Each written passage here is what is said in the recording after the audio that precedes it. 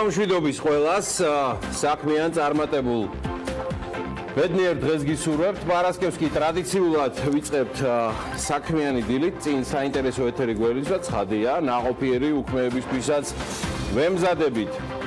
საპენსიო სააგენტო ეროვნული ბანკისგან შესარჩევი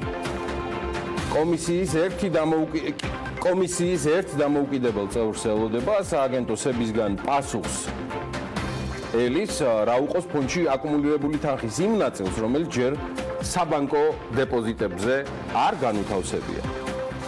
ეროვნულ ბანკს ეთყობა ამისთვის არ ეცალა, რადგან გუშინ საღამოს გავრცელდა ინფორმაცია, რომლის მიხედვითაც საქართველოს ეროვნულმა ბანკმა TBC ბანკის სამეთვალყურეო საბჭოს თავმჯდომარის მამუკა ხაზარაძისა და მისი მოადგილის ბადრი ჯაფარიძის გათავისუფლება მოითხოვა. ეს გადაწყვეტილება 2 თვის ვადაში უნდა აღსრულდეს. ამის შესახებ აღნიშნულია განცხადებაში, რომელიც თავად TBC ბანკმა ლონდონის საფონდო ბირჟაზე გამოაქვეყნა. ეროვნული ბანკი TBC ბანკის სამეთვალყურეო საბჭოს თავმჯდომარის მამუკა ხაზარაძესა და მის მოადგილეს ბადრი ჯაფარიძეს ხელმოწერის უფლებას უჩერებს.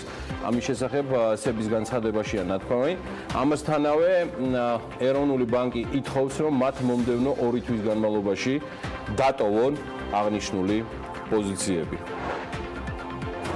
საქართველოს მთავრობამ კი ამასობაში ოზურგეთის მუნიციპალიტეტის სოფელ ლიხაურში მდებარე 3000 კვადრატულ მეტრზე მეტი არასასოფლო-სამეურნეო დანიშნულების მიწის ნაკვეთი და მასზე დამაგრებული შენობა ნაგებობები საქართველოს ავტოკეპალურ მართლმადიდებლურ ეკლესიას პირდაპირ მიყიდვის ფორმით საკუთრებაში გადასცა. ფინანსთა სამინისტროში რეორგანიზაცია იგეგმება. ეკონომიკის სამინისტროს კანონპროექტშია ეს ყველაფერი აღნიშნული, რომელიც პარლამენტში სამთავრობო გეგმის ფარგლებშია წარდგენილი. კანონპროექტის განხილვა საგაზაფხულო სესიაზე წელსვე 2019 წლის საგაზაფხულო სესიაზე იგეგმება. საქსტატი აქვეყნებს კიდევ ესეთ მონაცემებს, რომლის მიხედვითაც უცხოელ ვიზიტორთა სტატისტიკის მიხედვით ყველაზე მეტი თანხა ვიზიტორებმა შაშან კვებაზე და სასმელზე დახარჯეს. ვიზიტზე საშუალო ხარჯმა 1082 ლარი შეადგინათ. გუშინვე საღამოს ასეთი ამბავი იყო კიდევ, რომ საქართველოს კომუნიკაციების ეროვნულმა კომისიამ კომპანია მაქტიკომს 18 თებერვლიდან დაანონსებული ტარიფების გაძვირება შეუჩერა. აღნიშნული გადაწყვეტილება გუშინ საღამოს ხდომაზევე მიიღეს. მოკლედ გუშინ ძალიან ამოქოქილები იყვნენ რეგულატორები ეროვნულ ბანკშიც და მარეგულირებელ კომისიაში კომუნიკაციების და ამასობაში კი ბრიტანული ინვესტიციებით კომპანია NCC სიღნაღის რაიონში ნუშის ბაღი უკვე 20 ჰექტარზე გააშენა 2022 წლისთვის ბაღი 350 ჰექტარს ტერიტორიას მოიცავს. აქვე კიდევ ერთი თემა, აჭარა-ჯგუფი კახეთში farm to table კონცეფციის სასტუმროს ააშენებს. ვალერი ჩეხერია, ჩვენი ძმა და მეგობარი, გვიყვება, რომ ეს კონცეფცია იქნება, რომელიც სტუმრებს საშუალებას მისცემს, თუნდაც ცოტა ხნით იცხოვრონ ფერმერის ცხოვრებით და თვითონ დაკრიფონ მოსავალი, რომლითაც მათთვის სასურველ კერძს დაამზადებენ ან მოამზადებენ. გადავარჩინოთ ვაკის აუზი. ესეთ სახელწოდებით ინტერნეტში პეტიციაც გავრცელდა, რომლის მიხედვითაც რომლის აღწერაში საუბარია, რომ საცურაო აუზის ტერიტორიაზე მრავალსართულიანი კორპუსები უნდა აშენდეს. ასეთი ამბავი იყო გუშინ.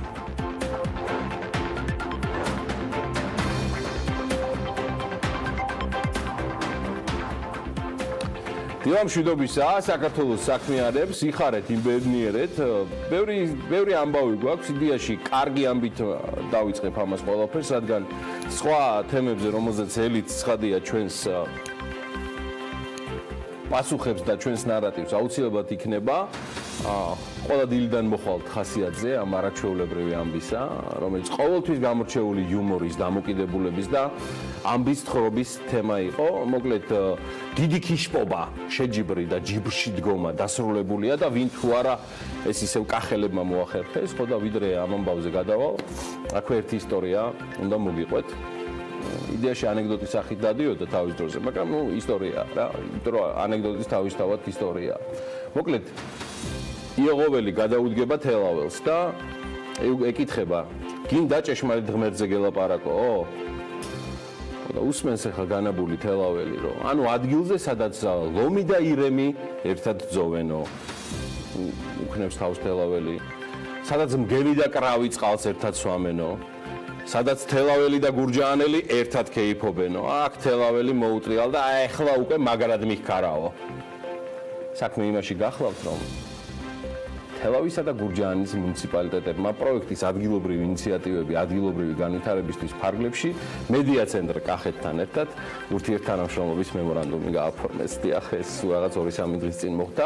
მემორანდუმი მოქალაქეთა ჩართულობის გაძლიერებას, სამოქალაქო საზოგადოების ინიციატივების ერთობლივ განხილვას და საყურადღებო პროექტების ფინანსურ მხარდაჭერის ხელშეწყობას გულისხმობს. მემორანდუმს ხელს თელავის მუნიციპალიტეტის მერმა პირველმა მოადგილემ გიორგი თუშიშვილმა და გურჯაანის მუნიციპალიტეტის მერმა არჩილ ხანდამაშვილმა მოაწერეს ღონისძიებას ადგილობრივი ხელისუფლების, არასამთავრობო მედიისა და კერძო სექტორის წარმომადგენლები ესწრებოდნენ. ეს აურაცხელი ხალხი სწორედ აი ამ ისტორიული ღონისძიების მომსწრენი გახდნენ. ასეა მეგობრებო, ვინ თუ არა ისევ კახელები გადადგამენ პირველ ნაბიჯს სიყვარულისკენ და ერთობისკენ. აქვე ერთი ამბავი, ყველას ყავს თავისი უსაყვარლესი კახელი გუნჩი, გულში და ყველაფერში. ეს უკვე ღია დითქვა, მთელი სოციალური ქსელი წალეკილია ამ ამბით, მაგრამ ამ თელავი გურჯაანის ქიშპობის ამოწურვის გახსენებაზე მინდა მოგიყვეთ ძალიან მოკლედ ისტორია, მათ შორის როგორ გაუმართლა ბიზნეს მედია ჯორჯიას, ბიზნეს მედია საქართველოს, პირადად მეც, რომ რამდენიმე წლის წინ ჩვენ გურჯს შემოვერთდა ამ არაჩვეულებრივი მხარის არაჩვეულებრივი წარმომადგენელი ანა ლაპიაშვილის სახით, რომელიც დღეს ქალბატონებო და ბატონებო არც მეტი არც ნაკლები არის იუბილარი. იდეაში ის სულ იუბილარია იმის გამო, რომ ჩვენ ვართ ერთად, მაგრამ აქედან მინდა ვთქვა ერთი და უმთავრესი და განსაკუთრებით ეს ყველაფერი ეხება ანას ოჯახს, ქალბატონ ქეთევან შაკიაშვილს, რომელსაც უბრალოდ მადლობას ვუხდი, რომ ანა ლაპიაშვილი არის ჩვენთან ერთად და არის ამ გუნდის განუყოფელი ნაწილი, თავისი არაჩვეულებრივი ერუდიციით, თავისი უკეთესი მომავლით. გუშინ სიახლე გახლავთ ის, რომ ანა უკვე ოფიციალურად მიწვეული პროფესორის სტატუსით კავკასიის უნივერსიტეტის მედია სკოლაში შესაბამისი საგნის კითხვაც დაიწყო და მე დარწმუნებული ვარ, რომ ქართული მედია სივრცის აღარათუ მოკაშკაშე ვარსკვლავი, რომელსაც გაცილებით მეტი მომავალი აქ ვიდრე ნებისმიერს, ვინც წარმომიდგენია გულისხმობ ჩემი თამადობით. ძალიან ბევრს გაუზიარებს იმ წარმატებებს, რომელიც რაღაც არაჩვეულებრივი შრომის და ერუდიციის შედეგად აქვს. ლაპო გილოცა. მადლობა გიო ყველაფრისთვის.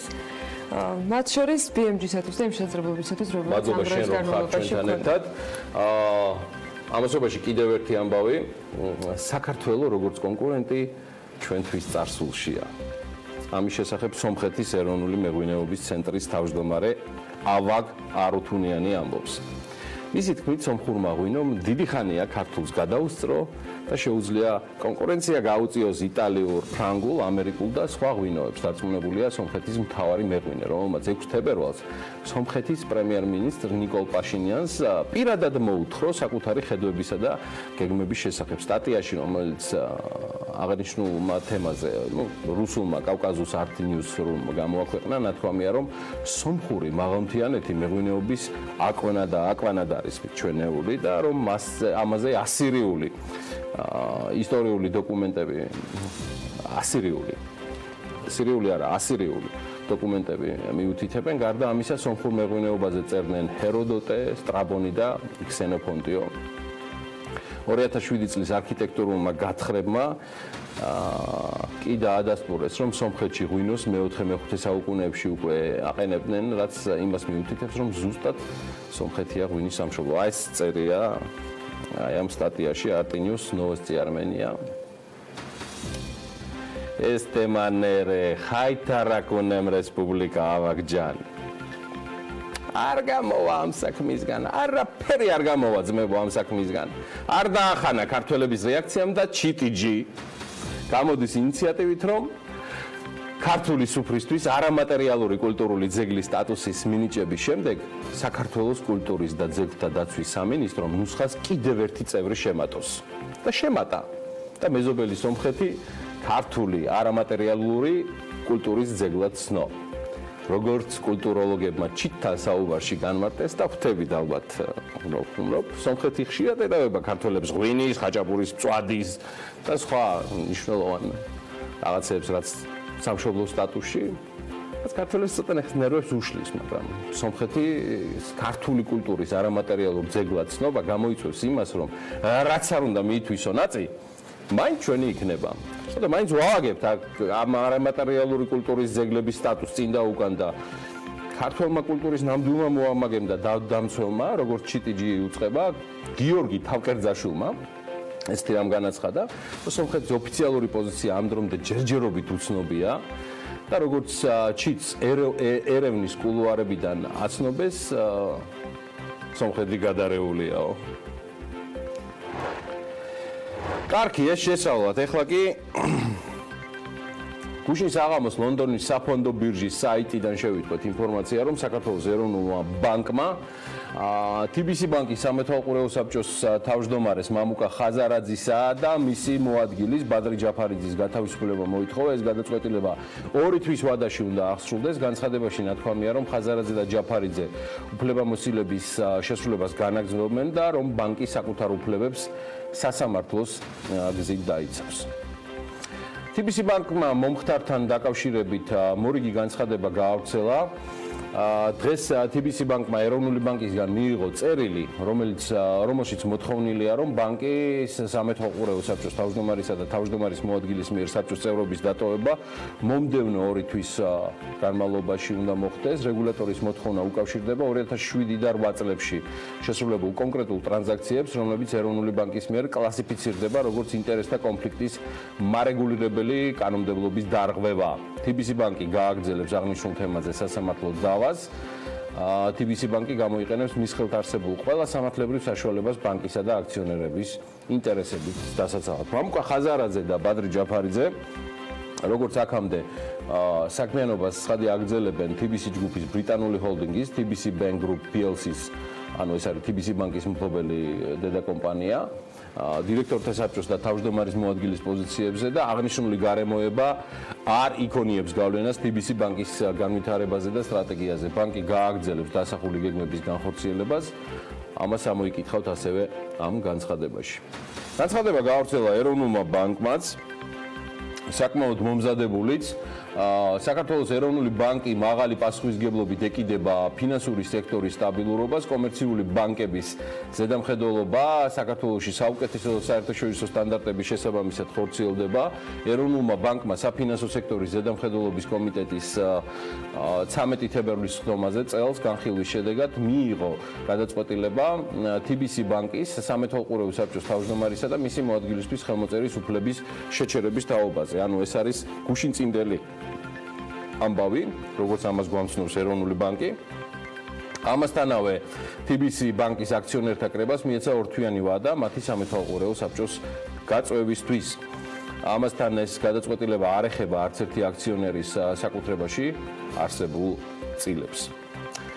მოკლედ BMG აკვირდება ამ მოვლენების განვითარებას, რომელიც ქვეყნის ერთ-ერთი მთავარი საფინანსო ინსტიტუტის ფუნქციონირებას უკავშირდება. ჩვენ ასევე მივადევნებთ თვალყურს თუ როგორ განვითარდება მოვლენები ამ საქმის ფაქტიურ და არა იურიდიულ ან რაიმე სამართლებრივი სტატუსის მქონე ფიგურანტებთან დაკავშირებით. სრულად ვართ დარწმუნებული მთელი გუნდი, რომ ბანკის გამართულ საქმიანობას ოდნავაც არ შეეშლება ხელი და რამდენიმე ასეული დოლარით ჩვენს თვალწინ აღმოცენებული განვითარებული აწ უკვე ლონდონის საფონდო ბირჟაზე გასული TBC ბანკი ნამდვილად ყოველგვარი შეფერხების გარეშე გააგრძელებს საქმიანობას. ეს ცალსახაა. ეს ბანკი მყარ საფუძვლებზე დგას და მის ხალ არ შეერყევა არანაირი თემა და არანაირი პრობლემა არ შეექმნება მის სტაბილურ მდგრადობას, რადგან სწორედ ასე იყო ის დაფუძნებული ჯერ კიდევ 27 წლის წინ იმ ადამიანების მიერ, ვის გათავისუფლებასაც დღეს უკვე რეგულატორი ეროვნული ბანკის სახით იცნობს. გვამცნობს. ამასობაში გვიან საღამოს თავად მამუკა ხაზარაძემ Facebook-ზე მოკლე განცხადება გაავრცელა TBC ბანკის სამეთვალყურეო საბჭოს თავმჯდომარე განვითარებულ მოვლენებთან დაკავშირებით. ეს ყველაფერი მას ბევრ ეჭვს უჩენს. მსოფლიოში ერთ-ერთმა ყველაზე ცნობილმა იურიდიულმა კომპანია დენტოსმა შეისწავლა 11 წლის წინანდელი საკითხი, რაზეც ახლა მიმდინარეობს მსჯელობა და დაადგინა, რომ არათუ ფულის გათეთრების, თანამდებობის ბოროტად გამოყენების ან რაიმე კრიმინალური ქმედების, არამედ ინტერესთა კონფლიქტსაც კი არ ქონია ადგილი. ციტირებ მამუკა ხაზარაძეს, ჩვენ არ დავთმობთ ჩვენს საქმეს, ჩვენს თავისუფლებას, ჩვენს ღირსებას, არ შევეგუებით უსამართლობას და ყველა ჩვენს ხელთ არსებული საშუალებით დავიცავთ TBC-ს და მის აქციონერების სამართლებრივ უფლებას ადგილობრივ და საერთაშორისო საფინანსო ინსტიტუტებში. დიდეჭვს იწვევს ისიც, ბრძანებს ხაზარაძე, რომ ასეთი აჩქარებული ტემპით გამოტანილი გადაწყვეტილება და ჩვენი რეპუტაციისთვის შემლახველი კამპანიის წარმოება ხდება სწორედ ეხლა, როცა ესე ახლოს ვართ ქვეყნისთვის უმნიშვნელოვანესი პროექტის ანაკრიის სპორტის წარმატებით განხორციელებასთან. კვლავაც იმედით უყურებთ ჩვენს მომავალს და მადლობას ვუხდი ყველა მხარდაჭერისთვის, ამბობს მამუკა ხაზარაძე. კიდევ ერთხელ ვამბობ, დღეს მთელი დღის განმავლობაში თქვენ შეგიძლიათ დატკბეთ ტელეპირველზე ბიზნეს მედია საქართველოს მიერ მომზადებული ეთერებით. ცხადია, ეს არ იქნება ერთადერთი დაფარვა. BMG საკმაოდ მრავალფეროვან ეთერებს უმზადებს თავის მიმდევრებს, თავის ერთგულ მაყურებლებს და მკითხველს. ამ ყველაფერში უახლოეს მომავალში ჩაერთვება ცხადია Forbes-იც და კიდევ ერთხელ ვამბობ, ჩვენი პოზიცია არის ურყევი. ბიზნეს გამართული საქმიანობისთვის არ უნდა შეეშალოს.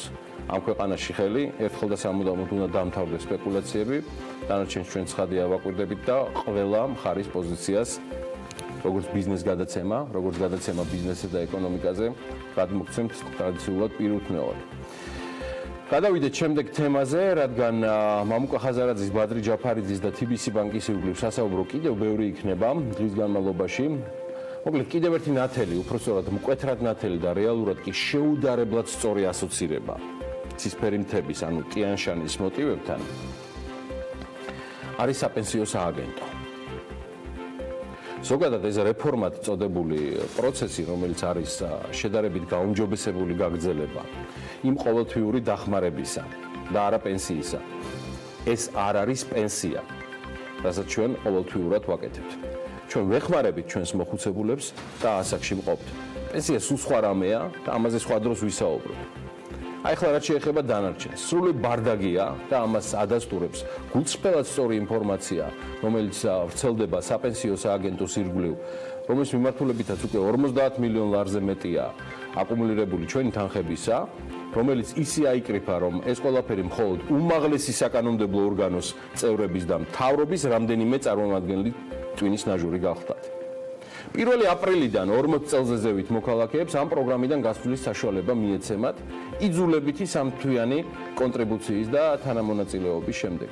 მე არ ვთვლი, რომ ვართ უპასუხისმგებლო მოქალაქეები, მეტიც მიმაჩნია, რომ სრულად გულწრფელად ვართ ჯერთი პირველ რიგში გადასახადის გადამხდელნი და თან კონტრიბუტორები ამ ქვეყნის ეკონომიკის, მათ შორის დაგროვების მიმართულებით ანგნებავთ ფინანსური განათლების, რომელზეც BMG და Forbes-ი გაცილებით მეც აკეთებს, ვიდრე ამ გადაწყვეტილების მიმღები თუ აღსრულებლები ერთად აღებული, მაგრამ ის თანმიმდევრულობა წოდებული, რაც ხდება საპენსიო სააგენტოს, ეროვნულ ბანკს და მთავრობას შორის, ყველაფერია კოორდინაციის გარდა და რეფორმისა, რომელსაც თხზავდნენ როგორც მომზადებულს, რეალურად კი მივიღეთ მხოლოდ საჯარო განცხადებები უწყებებისა ერთმანეთის მიმართ, სადაც საპენსიო სააგენტო ითხოვს ნებართვას დეპოზიტის განთავსებაზე, ასევე ითხოვს ეროვნული ბანკისგან წევრის დასახელებას საბჭოში, ფინანსთა მინისტრი გვეუბნება, რომ დეპოზიტზე თანხა განთავსდაო, მანამდე სააგენტო გვეუბნებოდა, რომ ამის უფლება არ გვაქვსო, მერე მთავრობამ გვამცნო, რომ დეპოზიტი იქნება 7%-ში განთავსებული, მერე საპროცენტო განაკვეთი შეიცვალა ზუსტად ისე, როგორც ცვლიან აქციზზე გადასახადს ან ეკონტაქტებიან ერთმანეთს გადაწყვეტილების მიმღებნი, ანუ არ ეკონტაქტებიან, რეალურად კი იცით რაშია საქმე? გადაწყვეტილების მიღების უნარები იმაზე დაბლაა დაქვეითებული, ვიდრე საკომუნიკაციო უნარები. კოორდინაცია და მართვა არ არსებობს, როგორც ასეთი, და ამიტომაც ვართ იქ, სადაც ვართ. მივიღებთ გადაწყვეტილებას და მერე მათი, ანუ გადაწყვეტილების მიმღებთა გადაწყვეტილების 90%-ის რევიზიაში ვართ, ან უკეთესი, ამ გადაწყვეტილების გადადებაში. იგივე ხდება საპენსიო სააგენტოსთან დაკავშირებით, სადაც ვინძლო რომ ბევრი თავს დაანებებს კონტრიბუციას ამ გაუგებრობაში 1 აპრილიდან, რადგან ნდობაც სახელმწიფო სტრუქტურებისა არის ნულს ქვემოთ. ამის მიზეზი არის ძალიან ბევრი. დამოკიდებულება ბიზნესის მიმართ, მოჭარბებული კორუფცია, წამგებიანი სახელმწიფო საწარმოები და აქტივები, დაბალი ეკონომიკური ზრდა, რეფორმების დაბალი ტემპი. მოკლედ, ამაზე გაგრძელება აუცილებლად იქნება. ეხლა კი რაც შეეხება თავად თანხებს, რომელიც სააგენტოშია, რაც ხდება ვალენტინობის დღის მდგომარეობით და რას გვეუბნება საპენსიო სააგენტო. საპენსიო სააგენტოს ხელმძღვანელი ლევან სურგულაძე აცხადებს, რომ ბანკებში დეპოზიტებზე დაახლოებით 25 მილიონი ლარი განთავსდა, რომელსაც 6%-მდე სარგებელი, არაშვით 6%-მდე სარგებელი დაერიცხება. საპენსიო შენატანების დარჩენილი 25 მილიონი ლარი ხაზინის ანგარიშზე ირიცხება. ეს სახელმწიფო სტრუქტურების და იქ დასაქმებული ადამიანების საპენსიო შენატანებია. ბატონი სურგულაძე ამბობს, რომ ხაზინის ანგარიშზე არსებულ თანხებს სარგებელი არ ერიცხება. შესაბამისად, კარგი იქნება თუ მარეგულირებელი მათ ამ შემთხვევაშიც ბანკებში დეპოზიტზე გადატანის ნებართვას მისცემს.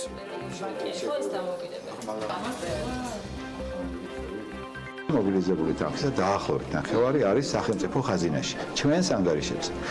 აი იქიდანაც ჩვენ ფიქრობდით, ასე ვთქვათ, მაგრამ ჩვენ შევეკითხეთ მაინც ეროვნულ ბანკს, ეს მნიშვნელოვანია მათი მიდგომა ამ საკითხზე, ჩათვლიან თუ არა ინვესტიციად, რომ ხაზინიდან ჩვენ ეს თანხები გადმოვიტანოთ კომერციულ ბანკებში განვათავსოთ. იგივე ანგარიშებზე, სადაც სხვა თანხებია განთავსებული პროცენტიან ანგარიშებზე. ჯერ პასუხი არ მიგვიღია, ველოდებით უახლოეს დღეებში.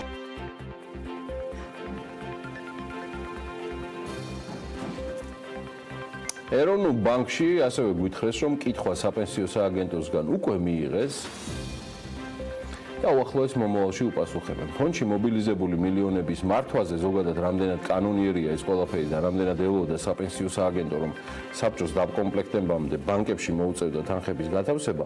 ამაზე უფრო ცლად დღეს ელენე კვანჭილაშვილის ანალიტიკას ეთერს დაველოდოთ. აი იქ იქნება გადასარევად და ყველა დეტალებზე საუბარი. მიღმა იმისა, რომ მედია და საზოგადოება ზოგადად ყოველთვის კრიტიკული უნდა იყოს, მინდა გითხრათ, რომ სკეპსიზმით გაჯერებული და ჭარბი კითხვებით, ეხლა ჩვენ რა მოსატანი ვართ და აგერ თქვათ სახელმწიფო აუდიტის სამსახური საუბრობს ძალიან ბევრ შეუსრულებელ ანგნებავთ თავმოუგმელ ვალდებულებებზე. მე ამ თავმოუგმელ ვალდებულებებზეც აუცილებლად ვისაუბრებ უახლოეს მომავალში და აუდიტის სამსახურის ძალიან საინტერესო დასკვნებზე, რომელიც რამდენიმე პროექტთან დაკავშირებით გააკეთა. მანამდე კი უკვე დროა, რომ ბიზნესის და ეკონომიკის სხვა სიახლეებზე გადავიდეთ, რომელსაც სულ მალე შემოგთავაზებთ. ბანკების ასოციაცია აცხადებს, რომ TBC-ის დამფუძნებლების ბანკიდან ჩამოშორებაზე გადაწყვეტილება მათთვის მოულოდნელი იყო. ამ გადაწყვეტილებით ბანკის ფინანსურ მდგომარეობას არანაირი საფრთხე არ ემუქრება, აცხადებს ასოციაციის ხელმძღვანელი და ბანკების ლობი ალექსანდრე ძნავაძე. იმავდროულად საქართველოს ოკუპირებული ტერიტორიიდან დევნილთა შრომის ჯანმრთელობისა და სოციალური დაცვის სამინისტრო იპოთეკურ სესს კიდევ 100 ოჯახს დაუფარავს. ამასობაში საქართველოსა და ჰონკონგს შორის თავისუფალი ვაჭრობის შეთანხმება ამოქმედდა. შეთანხმებით საქართველოსა და ჩინეთის სახალხო რესპუბლიკის სპეციალურ ადმინისტრაციულ რეგიონს ჰონკონგს შორის საქონლით თავისუფალი გადაადგილების პირობებიც განისაზღვრა. ის შრომობს საკუთარ დაბადების დღეზეც, სხვის დაბადების დღეზეც, ზუსტად ისე როგორც BMG-ის გუნდის არაჩვეულებრივი წევრების 100% და ყველანაირად უკვე დრო არის, რომ მე პროლოგის ეს ნაწილი და საქმიანი დილის შესავალი ტრადიციულად ანალაპიაშვილს გადავაბარო, რომელიც მთელი ჩვენი გუნდის ნამუშევარს უყრის ყოველდღიურად თავს და სთავაზობს ჩვენს საქმიან მაყურებელს. ანა, კიდევ ერთხელ გილოცავ და კიდევ ერთხელ ძალიან დიდი მადლობა გიორგი და იმედია ამჯერადაც იქნება საინტერესო ბიზნეს სიახლეების ეს კოლაჟი, რომელიც დღეისთვის BMG-ის ვებგვერდზე არსებული ინფორმაციების ერთგვარ ნაწილს წარმოადგენს, თუმცა დანარჩენ სიახლეებთან დაკავშირებით აუცილებლად ვისაუბრებთ. მოკლედ ვიწყებთ 2018 წელს საქართველოში ყველაზე მეტი ვიზიტი დასვენების, გართობის და რეკრეაციის მიზნით არის განხორციელებული. სტატისტიკის ეროვნული სამსახური ამბობს, რომ სწორედ გასულ სულ წელს საქართველოს ტერიტორიაზე საერთაშორისო არარეზიდენტ მოგზაურთა რაოდენობა იყო 8,700,000. ეს კი 9,8%-ით მეტია წინა წლის ანალოგიურ მაჩვენებელთან შედარებით. საქსტატის ინფორმაციით, შემოსულთა უდიდესი ნაწილი, ანუ დაახლოებით 44,9% იყო 31-დან 50 წლის ასაკამდე მოგზაური. თითქმის 40% ქალი, ხოლო 60% მამაკაცი გახლდათ მოგზაურებიდან. 2018 წელს საერთაშორისო ვიზიტორთა რაოდენობამ 5,8 მილიონს მიაღწია, ეს კი წინა წლის ანალოგიურ მაჩვენებელთან შედარებით არის 12,4%-ით გაზრდილი მაჩვენებელი. 2018 წელს ყველაზე მეტი 1,204,000 ვიზიტი რუსეთის ფედერაციიდან იყო, მილიონ ზებეტი უბრალოდ, რაც მთლიან ვიზიტორთა თითქმის 21% იყო. 2017 წლის მაჩვენებელთან შედარებით კი 25,9%-ით ზრდა დააფიქსირა. გასულ წელს საქართველოში ჩამოსულ ვიზიტორთა უმრავლესობა აზერბაიჯანის, რუსეთის, სომხეთის და თურქეთის მოქალაქეები იყვნენ. საქსტატის მიერ გამოქვეყნებული სტატისტიკის თანახმად, საინტერესოა ის ანალიტიკა, რომლის მიხედვითაც ყველაზე მეტი თანხა ვიზიტორებმა შარშან საკობზე და სასმელზე დახარჯეს. 2018 წელს განხორციელებული ვიზიტებისას გაწეული ხარჯი იყო 7,9 მილიარდი ლარის ტოლი, ეს კი თითქმის 38%-იან მატებას აჩვენებს წინა წლის ამავე მონაცემთან შედარებით. ვიზიტზე საშუალო ხარჯი წინა წელთან შედარებით 22%-იან ზრდას აფიქსირებს, 1,082 ლარი შეადგინა. საკობსა და სასმელზე ვიზიტორებმა ჯამში 2 მილიარდ ლარზე მეტი დახარჯეს, რაც ერთ ვიზიტზე დაახლოებით 308 ლარს უტოლდება. მეორე პოზიციაზე განთავსების ხარჯებია 1,800,000 ლარით, ერთ ვიზიტზე საშუალოდ კი 248,9 ლარი შეადგინა.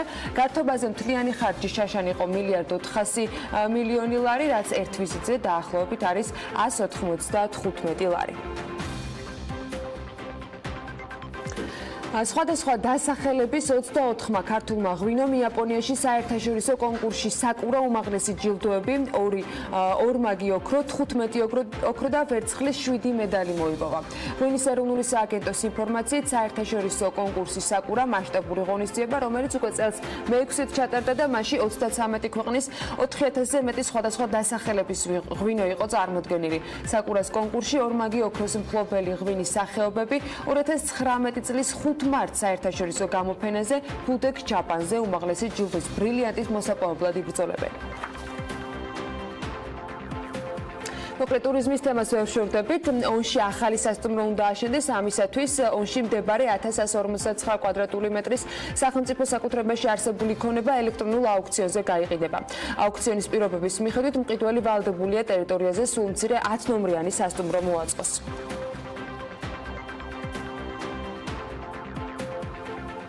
საქართველოს ოკუპირებული ტერიტორიებიდან დევნილთა შრომის ჯანმრთელობისა და სოციალური დაცვის სამინისტრო იპოთეკურ სესხს კიდევ 110 დევნილს დაუფარავს. იპოთეკური სესხის დაფარვისათვის ფულადი დახმარების მაქსიმალური ოდენობა ერთ ოჯახზე 20,000 ლარია. მინდა გაცნობოთ, რომ დევნილთა და ჯანდაცვის სამინისტრო იპოთეკურ სესხს კიდევ 110 დევნილ ოჯახს დაუფარავს.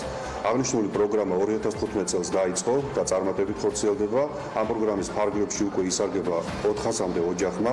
რაც შეეხება თანხის ოდენობას, ეს არის 20,000 ლარამდე ერთ ოჯახზე და ამ ეტაპზე იმ ოჯახებს დაუფარავს სამინისტროს სესხს, რომელმაც 2019 წლის 1 იანვრამდე იპოთეკური სესხით შეიძინეს ბინა ან სახლი და ეს ქონება მათ ერთადერთ საკუთრებას წარმოადგენს. ეკონომიკის მინისტრის მოადგილე იმედოვნებს, რომ ქუთაისის აეროპორტთან მისასვლელი რკინიგზის ბესთან დაკავშირებით პასუხი 30 დღეში ეცოდინება. გიორგი ქობულის მოადგილე აკაკი საღინაშვილი ამბობს, რომ უკვე შემუშავებულ დასკვნას გადახედვა სჭირდება. მისივე თქმით, თავის დროზე დასკვნა ჩატარდა, რა იყო უკეთესი და როგორ იყო. ამ დასკვნას კი სჭირდება განახლება, იმიტომ რომ იმ დასკვნის შემდეგ მრავალი რეისი დაემატა ქუთაისის აეროპორტს. 27 მიმართულებით ხორციელდება ამ დროისათვის ქუთაისიდან ფრენა. 3 სცენარი არსებობს ამ ნაწილში, ერთი არსებული კოპიტნარის რკინიგზის სადგურის გარემონტება, რომელიც აეროპორტიდან დაახლოებით 2 კილომეტრშია და შატლებით სიარული. მეორე ეს არის ტერმინალიდან დაახლოებით 700 მეტრში ბაქანის მოწყობა, სადაც ახლა გადის არსებული რკინიგზა ან საფეხმავლო ან სხვა გზით შესაბამისად დაკავშირების შესაძლებლობა და თავად საკუთრივ აეროპორტთან ტერმინალის მოწყობა, რომელ გეგმას დაამტკიცებს საბოლოოდ ეკონომიკის სამინისტრო. ეს როგორც მინისტრის მოადგილემ თქვა, იმედი აქვს, რომ 30 დღეში ეცოდინებათ. ახმეტის მუნიციპალიტეტის მერიამ ჯანდაცვისა და სოციალური მიმართულებით მიმდინარე წლის იანვარში 31686 ლარი გახარჯა. კახეთი ნიუსთან მერიაში განმარტავენ, რომ ამ თანხით სხვადასხვა მიმართულება დაფინანსდა. პირველი და მეორე ბავშვის შეძენას 8 ოჯახზე გაცემული თანხა 1000 ლარის ოდენობით. უსინათლოებისათვის განკუთვნილი ერთჯერადი ფულადი დახმარება 5 ბენეფიციარზე გაიცადა. მისმა მოცულობამ 750 ლარი შეადგინა, ასევე დაფინანსდა 95 წელს გადაცილებული 2 ხანდაზმული 200 ლარით. გარდა დიალიზის სახელმწიფო პროგრამით მოსარგებლე 9 ბენეფიციარზე გაცემულია ტრანსპორტირების ხარჯი 4500 ლარის მოცულობით. ასევე მარტოხელამშობლის სტატუსის მქონე პირებს სოციალურად დაუცველ და მრავალშვილიან ოჯახებს დაუფინანსდათ ელექტროენერგიის გადასახადი ჯამში 700 ლარით. გურჯაანის მუნიციპალიტეტის მერიამ სოფელ ველისციხის ადმინისტრაციულ ერთეულთან ურთიერთობის საკითხებში უმცროსი სპეციალისტის ვაკანტურ პოზიციაზე კი კონკურსი გამოაცხადა. კახეთის ხმასთან მერიაში განაცხადეს, რომ ამ თანამდებობაზე ღია კონკურსი ჩატარდება. განცხადებების გადარჩევაზე და გასაუბრებაზე მიმდინარეობს საუბარი. უწყობის ინფორმაციით ამ პოზიციაზე თანამდებობრივი სარგო 400 ლარი იქნება. ახალქალაქის მუნიციპალიტეტის მერის ინფრასტრუქტურის სამსახურმა კი 13 თებერვლიდან სოფლების აბრებზე არასწორად დაწერილი დასახელებების შესწავლა დაიწყო. ახალქალაქის მერიამ სოფლების აბრების საკითხის შესწავლა სწორედ ამ საკითხით გადაწყვიტა. ახალქალაქის მერია შეცდომით დაწერილ სახელებს გაასწორებს, თუმცა ეს არ შეეხება ცენტრალურ გზებს. სამხრეთის კარიბჭესთან ახალქალაქის მუნიციპალიტეტის მერი ამბობს, რომ მერია სახელმწიფო მნიშვნელობის გზებზე დამონტაჟებულ აბრებს არ შეისწავლის, რადგან ეს საავტომობილო გზების კომპეტენცია. საქართველოს რეგიონული განვითარებისა და ინფრასტრუქტურის სამინისტროს მუნიციპალური განვითარების ფონდმა ტენდერი კიდევ 4 სკოლის პროექტირება მშენებლობაზე გამოაცხადა. ფონდი 2019 წელს სხვადასხვა მუნიციპალიტეტში 29 სკოლის მშენებლობას იწყებს. პროექტი საქართველოს მთავრობის დაფინანსებით განხორციელდება. ახალი სკოლების მშენებლობის გარდა მუნიციპალური განვითარების ფონდი 2019-20 წლებში სკოლების რეაბილიტაციაზე და ენერგოეფექტურობის კომპონენტის გაძლიერებაზე აპირებს მუშაობას. მთავრობის დაფინანსებით რეაბილიტირდება 10 სკოლა, მათ შორის ადიგენის მუნიციპალიტეტში სოფელ ზარზმის და მოხის საჯარო სკოლები. დღეს ბავშვთა კიბოს საერთაშორისო დღეა. ეს დღე ქვეყანაში 2014 წლიდან ბერი ანდრიას ფონდის ინიციატივით აღენიშნება, რომლის მთავარი მიზანით საზოგადოებაში ამ მიმართულებით ცნობიერების ამაღლება. სოციალური პასუხისმგებლობის ფარგლებში ამ ინიციატივას კომპანია ნოვაც შეუერთდა. ამ დღესთან დაკავშირებით ამ კომპანიის წარმომადგენლები სარეაბილიტაციო ცენტრის ბენეფიციარ სახლს ესტუმრნენ, რომლის მშენებლობაც ახლა მიმდინარეობს. დეტალები კი შეგვიძლია ვნახოთ მოკლე სიუჟეტში.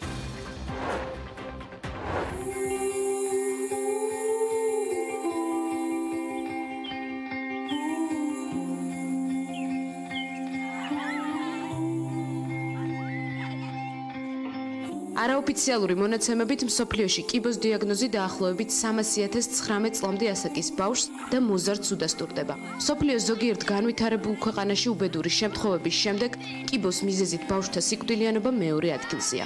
მაღალ შემოსავლიან ქვეყნებში ავთვისებიანი სიმსივნით დაავადებულ ბავშვთა და მოზარდს და 80% ინკურნება. მათი რაოდენობა კი დაბალი და საშუალო შემოსავლის მქონე ქვეყნებში მხოლოდ 20%-ია. დღეს 15 თებერვალია ბავშვთა კიბოს საერთაშორისო დღე.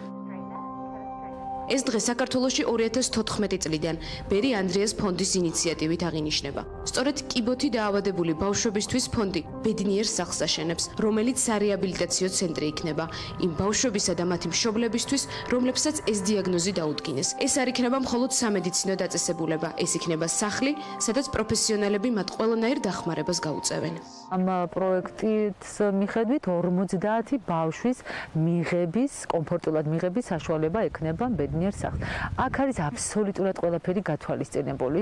შემდგომი მკურნალობის შემდგომი რეაბილიტაცია, ფსიქოლოგიური დახმარება, ბავშვებს ექნებათ უამრავი, ჩვენ გვაქვს აქ გამოყოფილი რამოდენიმე ოთახი, იქნება სათამაშო, სპორტული დარბაზები, გვექნება სახელოსნოები, სადაც ჩვენ ეხლაც ბევრ ამას ვაკეთებთ ჩვენი ხელებით და შემდგომ გამოფენებზე ვყიდით და ესეც არის, რა ვიცი, ერთ-ერთი შემოსავალი ამ სახლმშენებლობისთვის და ჩემი შვილები თვითონ არიან ამაში ჩართულები.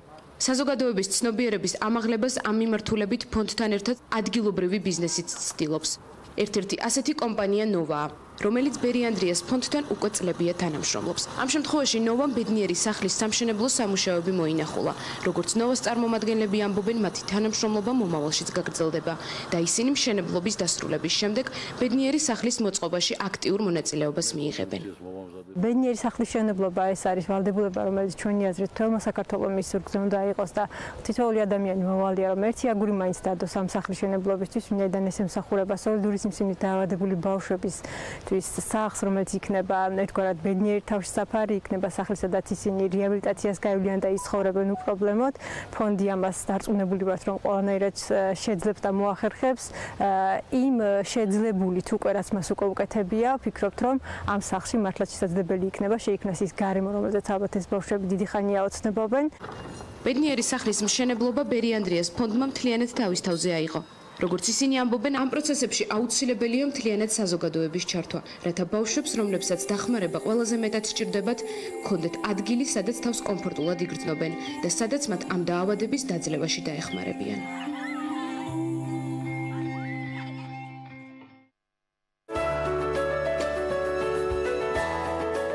ამინდის პროგნოზის სპონსორია დეველოპერული კომპანია ორიონ ჯგუფი.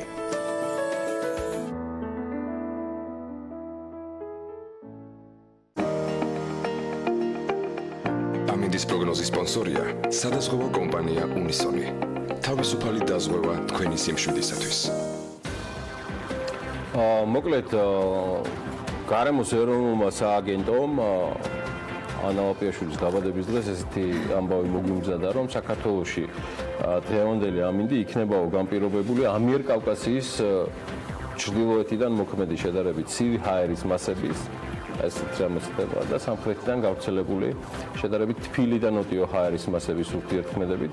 მარტივ ენაზე რომ გითხრათ, ჩვენს პატარა კოპწია და ლალმა საქართველოში ალაპოს დაბადების დღეზე წვიმს ყველგან. უკლებლივ სულ ნალექია. მაღალმთაში თოვლიც თქვენ წარმოიდგინეთ, ზოგან იქროლებს აღმოსავლეთის მიმართულების კარი, ზოგან არ იქროლებს.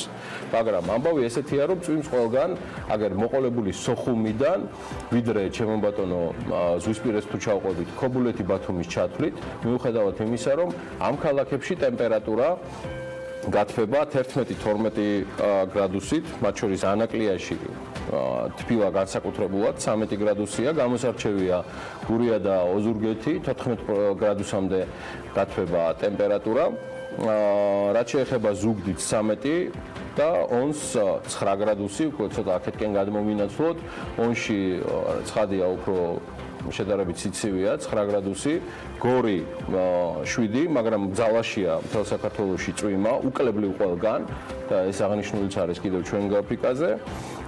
წვიმს მარნეულშიც, რუსთავშიც, ახალციხეშიც და ბორჯომშიც, სადაც ტემპერატურა 6-დან 8 გრადუსამდე გათბება, ახალციხეში 6, ბორჯომი 6, ბაკურიანი 3 გრადუსი და ვაშა, თოვლი იქნება, ახალქალაქშიც ვაშა, თოვლი იქნება, სტეფანწმინდაშიც ვაშა, თოვლი იქნება.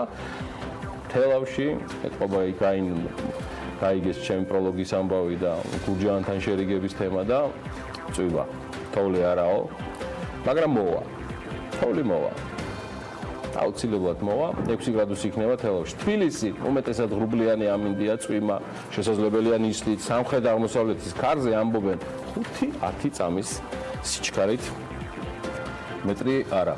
5-10 მეტრის მოკლედ ქარია რა, მაგრამ დაბალი და ძალიან სერიოზულად არც არაფერი არ იქნება, არ ინერვიულად განსაკუთრებით ქარზე, მოიმარაგეთ ქოლგები. ჰაერის ტემპერატურა 8 გრადუსამდე გათბება, დღეს ლაპოს დაბადების დღეა, ეხლა რეკლამის დროა. მარიშკა ადამია, მარიამ ადამია, ჩვენი არაჩვეულებრივი ემზადება ძალიან მაგარი თემით, რომელიც ჩვენ Taste Atlas-იდან ამოვაგდეთ, რომელიც მსოფლიოში საუკეთესო ყველის რეიტინგს ადგენს და არაჩვეულებრივი სტუმრები ყავს და დაგველოდეთ სულ მალე გიბრუნდებით.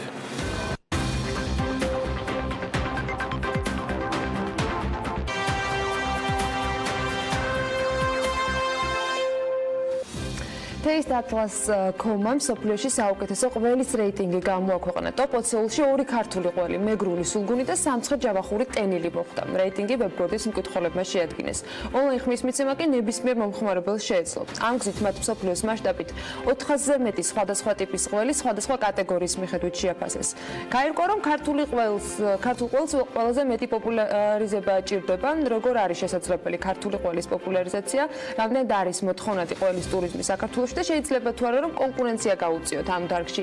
ისეთ წამყვან ქვეყნებს, როგორებიც არის მაგალითად ჰოლანდია და იტალია, ამაზე გავაგრძელებთ საუბარს და ისაუბრებს მარიამ ადამიანს სტუმრებთან ერთად. მარიამ, დილამშვიდობის. სანამ საინტერესო სტუმრებთან ერთად ქართული ყველის პოტენციალს მიმოვიხილავთ ერთად, მანამდე მინდა გადავხედოთ მსოფლიოს და ვნახოთ თუ რომელ ქვეყანაშია ყველაზე გემრიელი და ავთენტური ყველი, რაც თავაზობენ ყველის ტურიზმით დაინტერესებულ ადამიანებს და სად რა ფესტივალი იმართება. ვნახოთ ჯერ სიუჟეტი და სტუმრებთან ერთად დავბრუნდებით სულ რამდენიმე წუთში.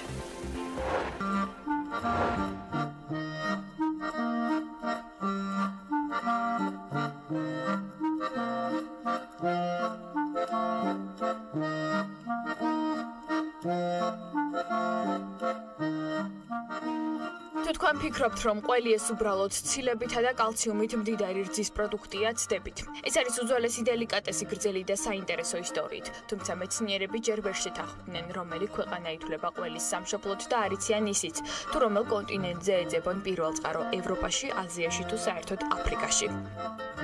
ყველი ეს არის პროდუქტი, რომელზეც წერენ ლიტერატურაში, გვხვდება ცნობილ და უკვდავ ხელოვნების ნიმუშებში, უდგავენ ძეგლებს და მასზე ლეგენდებსაც წერენ.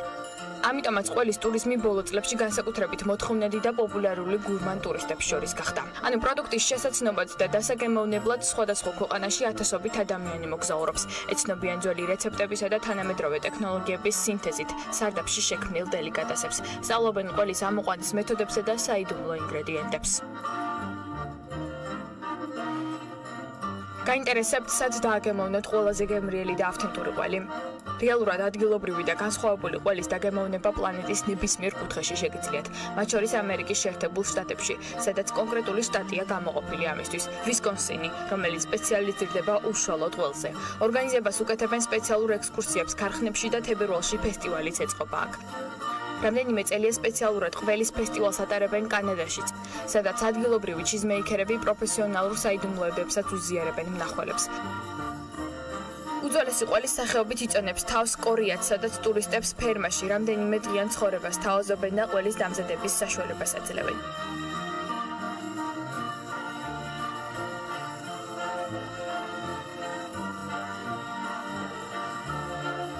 თუმცა ყველის ტურიზმი განსაკუთრებით განვითარებული მაინც სამ ქვეყანაშია. ესენია საფრანგეთი, იტალია და ჰოლანდია, სადაც ყველის წარმოების კულტურა უკვე საუკუნეებს ითვლის.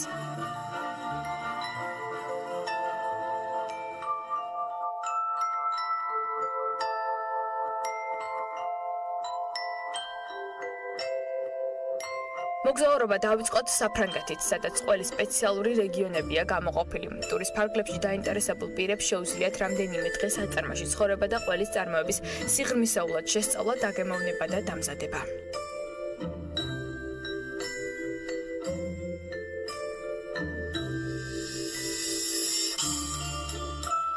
თუკი მასკარპონე და გონგორძოლა გიყვართ, მაშინ საფრანგეთიდან იტალიაში გადავინაცვლოთ, სადაც გაზაფხულის დასაწყისში ყველის სამდღიან ფესტივალს აწყობენ და მასზე მოსახვედრად მსოფლიოს მასშტაბით მილიონი ადამიანი ჩამოდის იტალიაში.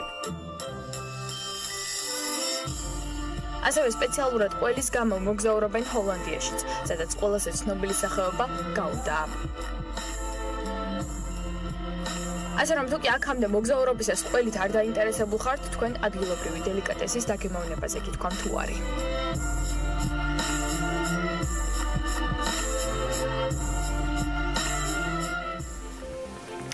ტურისტები ბოლო პერიოდში ქართული ყველითაც დაინტერესდნენ და საქართველოს გასულ წელს ორჯერ მეტ ტურისტს უმასპინძლა ამ მიმართულებით. ინფორმაცია BMG-ის კომპანია ცივის ყველის დამფუძნებელმა გოჩა ღაღაშვილმა განუცხადა, მისი თქმით, წელს კიდევ უფრო მეტ სტუმარს ელოდებიან. გაზრდილი მოთხოვნიდან გამომდინარე კი კომპანიამ ტურისტული ინფრასტრუქტურის მოწყობაში 90,000 ლარის ინვესტიცია ჩადო, საწარმოს ტერიტორია გააფართოვა და წარმოებაც თითქმის გააორმაგა. რას ახის ტურებს თავაზობს კომპანია ყველით დაინტერესებულ ადამიანებს და როგორია ჩვენი ქვეყნის ქვეყნის პოტენციალი თემაზე სასაუბრად კომპანია ცივის ყველის დამფუძნებელსა და დირექტორს გოჩა და გიორგი ღაღაშვილს მასპინძლობს დილა მშვიდობისა. მადლობა თქვენი დროისთვის. გიორგი, ვიდრე იდეა იყო შენი ყველის ტურისტულ პროდუქტად გადაქცევის, ამიტომ პირველი კითხვით შენთან გადმოვალ, რა სახის ტურებს თავაზობთ ტურისტებს და რა უნდა დაათვალიერონ, როდესაც ჩამოვლენ კახეთში უშუალოდ ყველის ტურებზე. პირველ რიგში მოგესალმებით, მადლობა მოწვევისათვის. მშვიდობიან დღეს გისურვებთ. თქვენთან ერთად ისიც. ასეთივე მშვიდობიანი დღე გაცენდა კახეთში, საქართველოში. და რამდენიმე გზაბნეული ტურისტი მივიღეთ, მოვიდნენ, ვერაგნებდნენ გზას. მოგიხსენებათ საქართველოს მოვიდნენ, ხო? არა. აპროტესტაცე. აშერიგებულა ჟანელები და ელავე. მითი არისო ისევ გომბორის გზით დადიან. მოგიხსენებათ საქართველოში და ქართველები მით უმეტეს კახელები ძალიან სტუმართ მოყვარე ხალხი ვართ. მივიღეთ გაუმასპინძლით და ვაპურეთ თითოჩიქა წითელი ღვინო დავარევინეთ შევთავაზეთ და საკმაოდ წარმატებულად მინდა გითხრათ მოეწონათ კმაყოფილები იყვნენ და ჩვენ დავფიქრით ამაზე და ვიფიქრეთ. ქონდა ნანახი ევროპაში საზღვარგარეთ, რომ საკმაოდ წარმატებული იყო ეს ბიზნესი ტურისტული კუთხით და ჩვენც ვიფიქრეთ თუ დავაკმაყოფილეთ და მოეწონათ ამ პატარა რაოდენობა ტურისტებს, რატო არ შეიძლება უფრო საქართველოს სასარგებლოდ, რატო არ შეიძლება რომ უფრო მეტ ტურისტებს მოემსახუროთ. სად იგებენ თქვენს შესახებ, რომ არსებობს საქართველოში ყველის ტურები და როგორ მოგაგნონ? ჩვენ გვაქვს ჩვენი საწარმოსათვის შესაფერისი გვერდები სხვადასხვა სოციალურ ქსელში. სადაც განთავსებული არის ჩვენს შესახებ ნებისმიერი ინფორმაცია, არა მარტო ტურისტებს, არამედ ნებისმიერ დაინტერესებულ პირებსაც თავისუფლად შეუძლიათ შევიდნენ და ნახონ მათთვის სასურველი და საინტერესო ინფორმაცია. ასევე გვაქვს ვებგვერდი, სადაც ასევე არის ჩვენი საკონტაქტო ინფორმაცია. ჩვენ ასევე ვიღებთ მონაწილეობას სხვადასხვა ფესტივალში, ყველის ფესტივალში და მოგეხსენებათ პირადი კონტაქტი მომხმარებელთან უფრო ადვილად იძლევა საშუალებას ახალი კონტაქტების დამყარებისათვის. ბატონო გოჩა, რა რაოდენობის ყველს და რა რაოდენობით აწარმოებთ, რომ გითხრათ? დიახ, დავამატებდი ერთს, რომ იმდენად აქტუალური და მისაღები გახდა ეს თემა კერძოდ საქართველოში, რომ არა მარტო უცხოელი ტურისტები მოდიან ჩვენთან, არის ორგანიზაციები საქართველოში, უყვართ ყველი, გვიკავშირდებიან, გვიკეთავენ თვითონ ქართველები დასავლეთი საქართველოს თბილისიდანაც უკვე აინტერესებთ მოდიან, აკეთებენ ტურებს, ჩამოვლენ, აკეთებენ დეგუსტაციას, მიირთმევენ და კმაყოფილები მიდიან. ქართველებიც არა მარტო. და უცხოელებს სამშაბათ რომელი ქვეყნიდან არიან ძირითადად? არის ისრაელიდან, პოსტსაბჭოთა ქვეყნებიდან არის დიდი რაოდენობა აღნიშნავდი, ისრაელიდანაც არის, ამერიკიდანაც არის, კანადიდანაც. და რას თავაზობთ ცივის ყველი მათ როდესაც ჩამოდიან კახეთში? ანუ ჩვენ ესეთი ფართომასშტაბიანი არ გვაქვს, როგორიც ახლა ევროპისკენ არის და რამე თუ ეს ჩვენი მიზანიც არის სამომავლოდ, იქ ვიცით როგორც არის და ცოტა ძნელია იმათ კონკურენცია გაუწიოთ, რამე თუ მივისწრაფით იმისკენ და ყველა შემართებაც და თანადგომაც არის დაგემოწმებით. პოტენციალიც გვაქვს, მგონი. კი, გვაქვს, მაგრამ იქამდე მისვლას ისევ დრო სჭირდება, თუ საიდანაც არ დავიწყებთ, ვერ მივალთ იქამდე, ჩვენ დაწყებული გვაქვს ნამდვილად და საკმაოდ წარმატებულად. და შეკითხავთ რა სახის ტურისტულ პაკეტებს თავაზობთ? ხო, რა დახდებათ მათ როდესაც? რა დახდება? არის ტურისტი როცა მობრძანდება, წინასწარ გვაფრთხილებენ ჩვენ, მეილზე გვაქვს შეკვეთა, ველოდებით სპეციალურად მათთვის. ყველაფერი ელექტრონულად ხდება. კი ბატონო, ანუ დაკავშირებად ძალიან მაგარი. თუ ჩვენ ისეთ პროდუქტსაც ვაწარმოებთ, რომელიც ქსელში არ არის ბიზნესის თვალსაზრისით ის წამგებიანია, რამე თუ კარგი პროდუქტია, მე მაფხერველობაში მალფუჭებადი პროდუქტები, ამას ვამზადებთ, რომ ვიცით, რომ ხვალე უნდა მოვიდეს ტურისტი, უმზადებთ დღეს და მივართმევთ მას. ტურისტი როცა მოდის, უხსნით ყველის ისტორიას, საწარმოს ისტორიას, ჩვენ პატარა მუზეუმის პატარა კუთხეც გვაქვს სივრცე, ამისთვის ამას ათვალიერებენ ისტორია ჩვენს შესახებ. ქართული ყველის შესახებ საწარმოს ტექნოლოგიური მხარე მასტერკლასებში მასტერკლასშიაც იღებენ მონაწილეობას თუ აქვთ სურვილი შესაბამის ფორმას იწმევენ, დიზინფექციას გადიან, რო უსაფრთხო იყოს პროდუქტი, ყველაფერზე თანახმები არიან, დიდი სიამოვნებით იღებენ იმ პერიოდში მოდიან, როცა მიდის გადამუშავება რძის და რძის პროდუქტების და ჩვენთან ყველაფერი ხელით კეთდება და მათთვისაც მისაღებია იგივე სულგუნის ამოყვანა ვანახავს რა სიმეშვებით მარიამ ანუ რეალურად უკვე რო ეს ყველაფერი არის სრულიად თანამედროვედ ევროპული სტანდარტებით უკვე შეფუთული და ეს არის მხოლოდ ნაწილი იმისი, რასაც ცივი ყველის თავაზობს და აქ არის რამდენი სახეობა, ის რაც ამ სტუდიამ დაიტია და ჩვენამდე რაც მოზიდეს. არის 3. რამე თუ აქ არის ბევრი ყველი, ხო? ბევრი ყველი. სახეობას 800 ვაკეთებთ. 800 ვაკეთებთ სახეობიდან აი სახეობა არაუდია თვითონში ბევრს ერევათ. აი ეს ყველაფერი არის სულგუნი, მაგრამ არის ნაირსახეობა. ვაკეთებთ სულგუნს, რომელიც ძალიან მოთხოვნადია და ეს არის ჩვენი სავიზიტო ბარათი შეიძლება ითქვას. ჭყინტის სულგუნი, რომელსაც აქვს ის გემოვნური თვისებები, რომელიც აოცებთ პირდაპირ მაგრამ როგორც ვიცი ექსპორტზეც გაგაქვთ პროდუქცია. კი ბატონო, რომელ ქვეყანაში რომ დავაზუსტოთ? პატარა მასშტაბებით ამერიკის შეერთებულ შტატებში რამე თუ იქ ადვილი არის პროდუქტის შეტანა, თუ ის არის ჯამრთელი და ყველანაირად მოწესრიგებული. ეს არის ჩვენს კატეგორიულ დაწნულებში ჯერ მაღაზიაზე მუშაობთ. სამომავლო გეგმები როგორია? აპირებთ თუ არა კიდევ გაფართოებას? როგორც ვიცი, იმდენად იყო მოთხოვნა ტურისტების მხრიდან, რომ მოვიწევთ გაფართოება და ინფრასტრუქტურის დამატება. კი, წელს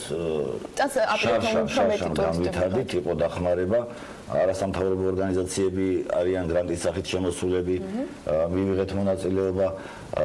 სოფლის მეურნეობის სამინისტრო მინდა აღვნიშნო, ძალიან დიდი დახმარება არის და ჩემს გარშემო არის ათეულობით მეწარმე, რომელთანაც მე მაქვს კავშირი და ყველას სახელით შემიძლია ვთქვა და ვიცი მე ეს, რომ რა არის აქტუალურია და ერთი ამბავი არის ხდება, რომ ბანკების ეცხები პროცენტები, ხო, არის ამაზე საუბარი. 0%-იანი 0.5% ეს პროცენტად არ ითვლება. არ არის პროცენტი. პრაქტიკულად ნასესხები ფული არის, რატო არ გამოიყენოს ადამიანმა. ვსარგებლობთ ამით, ვიხმართ გასესხა ფული რატო არ უნდა ჩაასესხო. აი ძალიან დიდი დახმარება არის ამ მხრივ. შემდეგ ევროპისკენ როგორც არასამთავრობო ორგანიზაციები, ისევე სოფლის მეურნეობის სამინისტრო უწევს დახმარებას, რომ წავიდეს ჯგუფები, დაფინანსებაც ხდება ამისი, შეისწავლონ ტურები კეთდება, იქაც საწარმოებში დავდივართ ფერმებში, ვიღებთ კარგი დადებითი რა არის, სწავლობთ და ჩამოგვაქვს აქვს და ვცდილობთ გავაკეთოთ ტურები, რომელიც თქვენთან კეთდება, ტურისტულ კომპანიებთანაც გაქვთ შეთანხმება თუ მხოლოდ ონლაინ და ანუ ინდივიდუალურად გიკავშირდებიან თუ არის მაგალითად იცით რა ის ინფორმაციას ვინც ნახულობს ზოგი ტელეფონზედაც გვიკავშირდება მე ვაზის ისე მეილს ვისაც არ აქვს ქართველები ორი მოდიან? ქართველებიც მოდიან კი აი წელს ყავდა ორი ჯგუფი უკვე ქართველები. უცხოელების ტრანსპორტირება როგორ ხდება მაგალითად? თვითონ მოდიან ტურისტულმა კომპანიამ ჩამოიყვანა ტურისტები და სთავაზობენ პაკეტს, იმ პაკეტში ვართ ჩვენ, ვისაც სურს ყველის თემაც აინტერესებს, მოდიან ჩვენთანაც. რა იყო საქართველოში, ჩამოდის ტურისტი, ძალიან ბევრი ტურისტი მოდის, გვაქვს ისეთი ღირსშესანიშნავი ადგილები, სადაც შეიძლება ნახონ, წავიდნენ ნახეს ისტორიული ადგილები, ღვინის ქარხნები, ურიცხვობა, ყველაფერი ყველის თემა არ იყო და მე დავეთანხმე გიორგის, მომეწონა მისი აზრი, დაუდექი გვერდში, რამე თუ ახალგაზრდაა და ახალი შემართებები, ახალი გონება უფრო კონკრეტულად გყავთ ყველის ტურიზმის მიმართულებით. ყველის ტურიზმის მიმართულებით კი არა და არც ყველის თემაში არ აღვიქვა არავის კონკურენტად რამე თუ ეხლა ყველა ტურისტი ყველა თემა ეგ ჯერ კონკურენცია უნდა ნეტად დროზე მივიდეთ. რამე თუ კონკურენცია არ არის არ ვითარდება არაფერი და მე თანახმოვარ იყოს ჯანსაღი კონკურენცია ამას ეხლა რა თქმა უნდა გადაიღებს სხვაც გააკეთებს ყველა ტურისტი ჩვენი საწარმო ვერ დააკმაყოფილებს და იქით დავეხმარებით და ვასწავლით თუ რაიმეს ვთხოვენ რამე თუ სამომავლოდ ჩვენ გეგმავთ კიდე რომ არის ესეთი ადგილები სადაც ბევრი ტურისტის ნაკადი არის და აი შემოთავაზება არის ბიზნესმენებისგან ასეთი რომ იქ ტურისტებს რო იღებენ ყველის თემაც ყველის დეგუსტაციაც მივაწოდოთ და ამაზედაც ვიმუშავებთ სამომავლოდ. ბატონო, თქვენ დაახლოებით 10 წელია როგორც ვიცი ტურისტები ჩამისწორეთ, რაც ამ ბიზნესში ხართ ჩართული. დასაწყისში რა იყო პრობლემა, დაბრკოლება, რაც ბარიერი შეგიქმნათ? ანუ თქვენ ახსენეთ რომ სხვასაც დაეხმარებოდეთ. თქვენ იყო თუ არა ვინმე ვინც გეხმარებოდათ? იცით ეს ბიზნესი ჩვენ ვართ უკვე პაპა, შვილი. სამი თაობა არის, რომელიც ყოველს მისდევს და მე პრაქტიკოსი ვარ, არა ვარ თეორეტიკოსი, არ დავიწყებ არაფერს აბა. გიორგის უწყობთ ხელს, რომ გახდეს თეორეტიკოსი და დადის სასწავლებლად შაშანი ყო ესპანეთში, ახლა ასოციაცია გვაქვს ჩვენს და ბიზნეს მოდელზეც გიორგი აგებს, ხო? ანუ საბოლოო ჯამში. კი, ჩემთან შეთანხმებით რა თქმა უნდა. ახლა გაზაფხულზე გერმანიაში მიდის, ჩვენთან პრობლემა არის ლაბორატორია, ვეტერინარია და ამ კუთხით ვცდილობთ რომ განვითარდეს გიორგი და კერძოდ ყველა ამას კარგი იქნება რომ განვითარდეს ეს დარგი და ამას ხელშეწყობა ჰქონდეს და აქვს კიდევაც როგორც აღარ აღვნიშნე დაიწყო და ეტაპობრივად მიდის და მივალთ იქამდეც რომ ევროპელებიც და ერთსაც გითხავთ რა სიახლეებზე და გეგმებზე მუშაობთ თუ ახლოს მომავალში როგორ აპირებთ ბიზნესის განვითარებას დავიწყე და გადავედი სხვაგან. აი ის არის სწორედ მეტი ინფორმირება, მეტი მიწოდება იმ ხალხთან, რომელსაც სურს ამის დეგუსტაცია, მოსვლა ტურისტების, ეს არა მარტო ჩვენ შეგვიწყობს ხელს პოპულარიზაციაში, არამედ ის ტურისტი, რომელიც მოდის დეგუსტაციაზე, საკმაოდ ყიდულობს კიდევაც და ყიდვადი ხდება უკვე ეს პროდუქტი. ეს ბრუნვასაც გაზრდის, მოგებასაც და გადასახადებსაც რა თქმა უნდა, ყველასთვის კარგი არის ბოლო ჯამში. და ასევე რეგიონებში გვინდა რომ გავაკეთოთ ესეთი დეგუსტაციები, რამე თუ შემოთავაზება არის საქართველოს 3 რეგიონიდან უკვე არ მინდა დავასახელო, რომელებში გაზაფხულიდან ტურისტები იქაც დააგემოვნებენ ჩვენ ყველს ესეთი ფართომასშტაბიანი დეგუსტაციები ექნება. ევროპის მასშტაბით თუ ფიქრობთ ექსპორტზე გატანას? იცით რა, კარგი იქნება, მაგრამ ჯერ იქამდე კიდე გზა გვაქვს გასავლელი ალბათ. და მეორეს მხრივ პირადად ჩემზე ვიტყვი, ჯერ საქართველოს ვერ ვაკმაყოფილებ რა. ძალიან დიდი მადლობა საინტერესო საუბრისთვის. გოჩა ღაღაშვილი კომპანია ცივის ყველის დამფუძნებელი და გიორგი ღაღაშვილი კომპანია ცივის ყველის დირექტორი იყო ჩვენთან სტუმრად და ვსაუბრობდით ყველის ტურიზმზე, რომელიც საქართველოში ასეთ ვისია ვითარდება ნელ-ნელა და ეტაპობრივად. ამ მათზე ძალიან ბევრს გაიგებთ, თან იმის გათვალისწინებით, რომ მთელი საუბრის განმავლობაში ღაღაშვილებთან ჩვენ საერთო რო ვეუბნება, რომ სულ მაგათ ყველაზე ვზივართო და ვიძენთო, მოკლედ ცივი ყველის შესახებ ინფორმაციებს, სიახლეებს მთელი წლის განმავლობაში ბიზნეს მედია საქართველოს მოგაწვით, ისევე როგორც გიორგი ღაღაშვილის წარმატებებზე ევროპაში, სადაც განათლებას მიიღებს ტექნოლოგიის მიმართულებით, რომ ყველი უფრო განვითარდეს და უფრო ხელმისაწვდომი გახდეს, მათ შორის ჩვენი ტურისტებისთვისაც, მაგრამ მანამდე როგორც ბატონმა გოჩა ღაღაშვილმა ბრძანა, ჯერ კიდევ მათ უნდა მოიცვა მთელი საქართველო და ეს სიახლეები სულ მალე გაზაფხულიდან იქნება. წარმატებები ღაღაშვილებს და ცივ ყველს, ჩვენ მალე რეკლამის შემდეგ დაგიბრუნდებით, როგორც კი სტუმრებს გავაცილებთ ბიზნესის და ეკონომიკის ახალი ამბებით.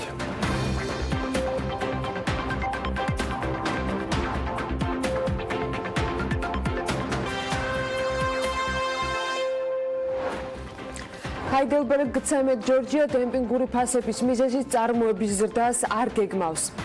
ხმის ჩამხშობა აპარატურას თუ კლუბები შეიძენენ, ბევრ მათგანს დახურვა მოუწევს. თბილისის მერიის ინიციატივას ბიზნესი გამოეხმაურა. საპენსიო სააგენტო ეროვნული ბანკის ხაზინაში არსებული საპენსიო შენატანების დეპოზიტზე გატანის ნებართვას ითხოვს. ბიზნესი ახლები დაუბრუნდით საქმიანი დილის ეთერში დემპინგური ფასების გამო წარმოების და არ გეგმავთ განაცხადა BMG-თან ჰაიდელბერგ ცემენტ ჯორჯიას ხელმძღვანელმა მიხაელ ჰამპელმა თქვა, რომ ქარხანას გაცილებით მეტი წარმატების საშუალება აქვს, მაგრამ დემპინგური ფასების გამო ზრდის საკითხი არ განიხილება. როგორც ის ამბობს, ქვეყანაში ცემენტის მოხმარება წლიდან წლამდე მზარდია და ეს ზრდა განსაკუთრებით დიდია ბოლო 2-3 წლის განმავლობაში. თუმცა მიუხედავად მოხმარების ზრდისა, ბაზარზე ვითარება არც ისე სახარბიელოა და კომპანია ჰაიდელბერგ ცემენტი რამდენიმე გამოწვევის წინაშე დგას. უპირველეს ყოვლისა ეს არის ზოგადად საქართველოს ბაზარზე წარმოდგენილი ცემენტის ხარისხი. ჰაიდელბერგ ცემენტი პროდუქციას ევროპული ნორმების შესაბამისად აწარმოებს და ხარისხით შესაბამისად მაღალია. თუმცა ქართულ ბაზარზე სხვა მწარმოებლების მიერ შემოტანილი ცემენტი ამ ნორმებზე გაცილებით დაბალი ხარისხის არის. ეს ეხება ადგილობრივ მწარმოებლებსაც. სწორედ ასეთი უხარისხო პროდუქციის არსებობის გამო საქმე გვაქვს უსამართლო კონკურენციასთან, რადგან უხარისხო ცემენტი გულისხმობს იაფ ცემენტს. ჩვენ კი კონკურენციაში შესვლა გვიწევს სწორედ ასეთი დაბალი ფასის მქონე პროდუქციის მწარმოებლებთან. როგორც მიხეილ ჰამპელმა აღნიშნა, ამჟამად საქართველოს ხელისუფლების წარმომადგენლებთან აქტიურად მიდის საუბარი არსებულ პრობლემებზე და როგორც კომპანიის გენერალურ დირექტორს მას უთხრეს, რომ ანტიდემპინგური კანონი პარლამენტს უკვე მომავალ თვეში წარედგინება.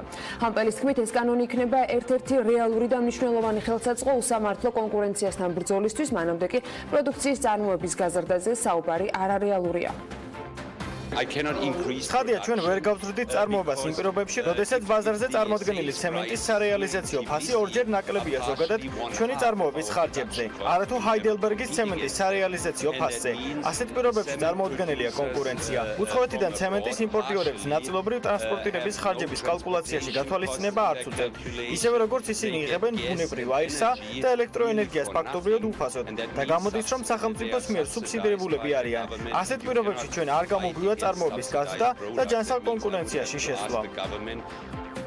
აჭარა ჯგუფი კახეთში ეგრეთ წოდებულ farm to table კონცეფციის სასტუმროს ააშენებს BMG-ის კომპანიის აღმასრულებელმა დირექტორმა ვალერი ჩეხერიამ უთხრა ამის შესახებ და ის ამბობს, რომ ეს იქნება კონცეფცია, რომელიც სტუმრებს მისცემს საშუალებას თუნდაც ცოტა ხნით იცხოვრონ ფერმერის ცხოვრებით და თვითონ დააკრიფონ მოსავალი, რომლითაც მათთვის სასურველ კერძს მოამზადებენ. ამასთან, როგორც ჩეხერია ჩვენთან საუბარში ამბობს, სასტუმრო კახეთში უდაბნოს ტერიტორიაზე აშენდება, სადაც კომპანიას პროექტ უდაბნოს ფარგლებში ნუშის ბაღები აქვს გაშენებული. ჯერ პროექტი მზად არ არის, თუმცა 2020 წლის ბოლოს სასტუმრო უკვე გვექნება კახეთში უდაბნოს ტერიტორიაზე, ამბობს ჩეხერია.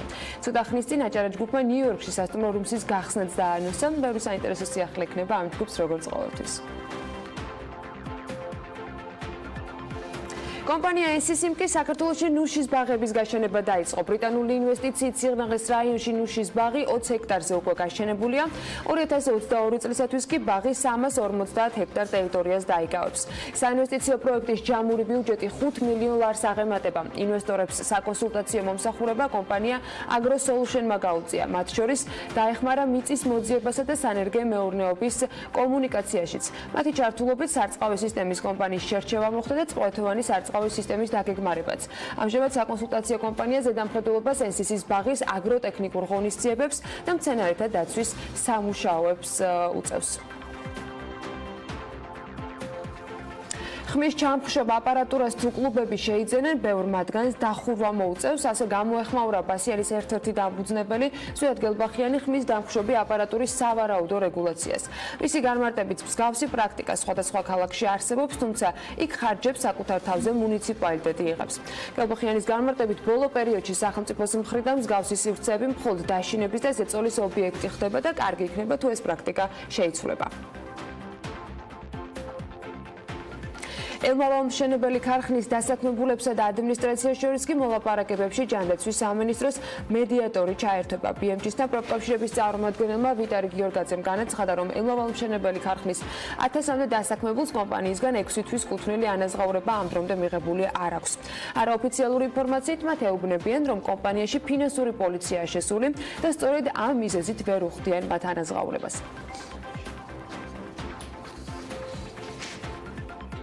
ბანკებთან მოლაპარაკებას უფრო მეტი დრო დასჭირდა, ვიდრე ხელშეკრულებაში იყო ჩადებული, ეს განაცხადა BMG-სთან ანაკლის განვითარების კონსორციუმის ხელმძღვანელმა ლევან ახვლედიანმა.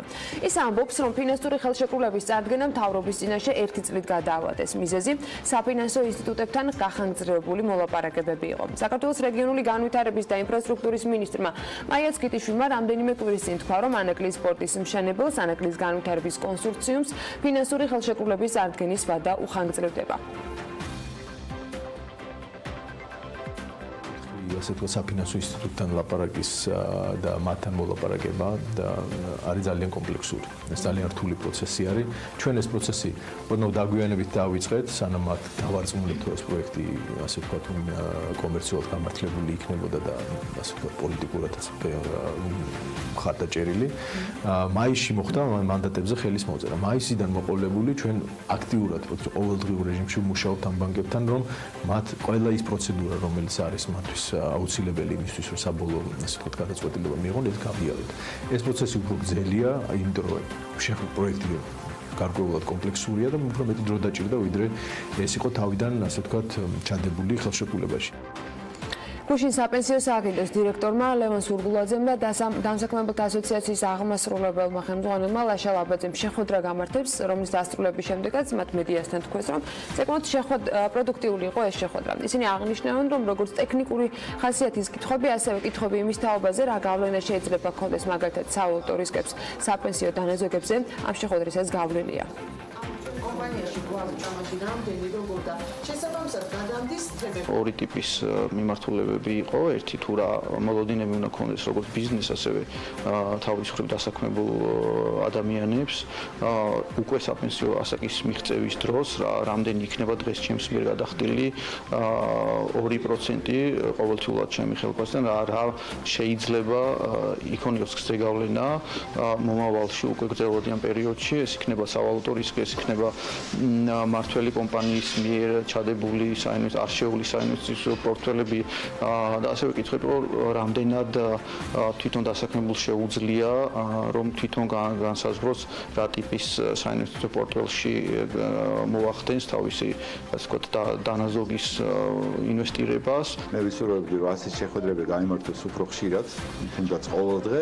ძალიან მნიშვნელოვანია, რომ ადამიანებს მივაწოდოთ ინფორმაცია როგორც ტექნიკური ხასიათის, ისე რეფორმის ბენეფიტების და სიკეთეების შესახებ და დღეს ჩვენ ყველა კითხვას აუმწურავად გავიცით პასუხი. პრაქტიკულად შეკითხვები არ დარჩენილა. აი მომავალში გვირდებიან, რომ კიდე იქნება ასეთი შეხვედრები და ჩვენ მზად ვართ დიდი სიამოვნებით მივიღოთ მონაწილეობა.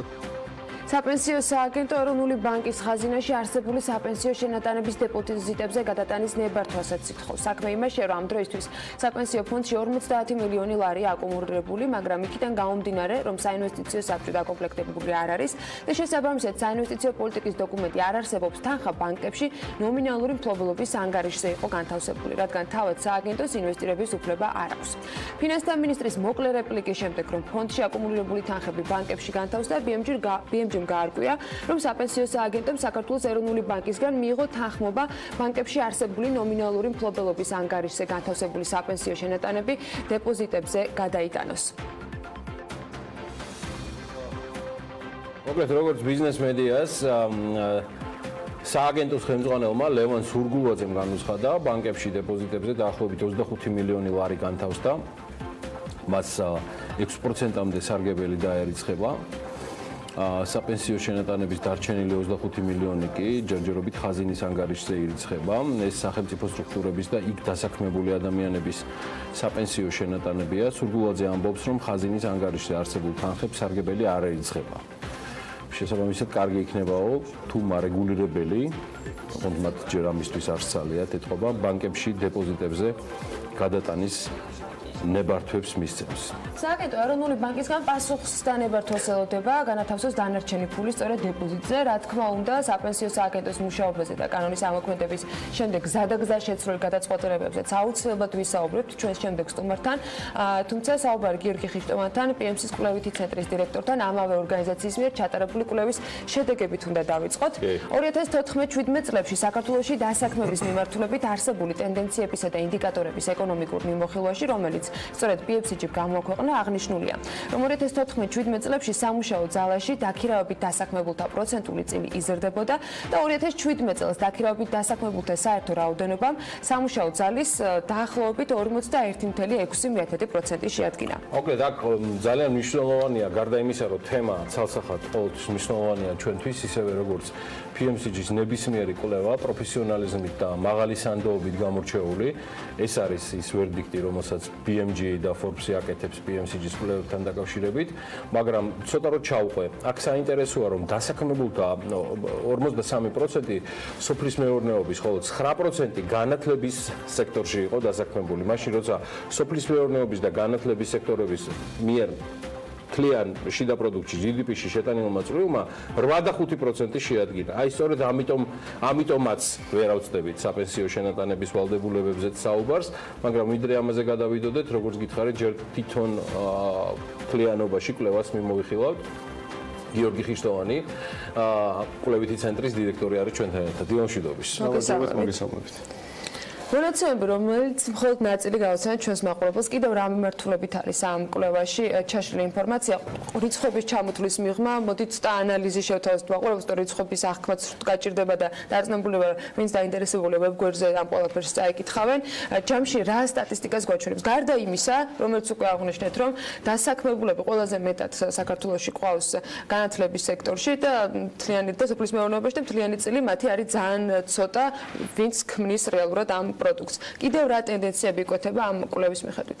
მოდით დავიწყოთ. მოგესალმებით პირველ რიგში კიდევ ერთხელ მოწვევისთვის. დავიწყოთ პოზიტივით. პოზიტიური ნამდვილად არის ის ტენდენცია, რომ საქართველოში თვითდასაქმებულების რაოდენობა მცირდება. ეს არ დაიწყო 2014 წელს, უფრო ადრე დაიწყო და ეს არის და იზრდება დაქირავებით დასაქმებულების რაოდენობა. რატომ არის ეს მნიშვნელოვანი?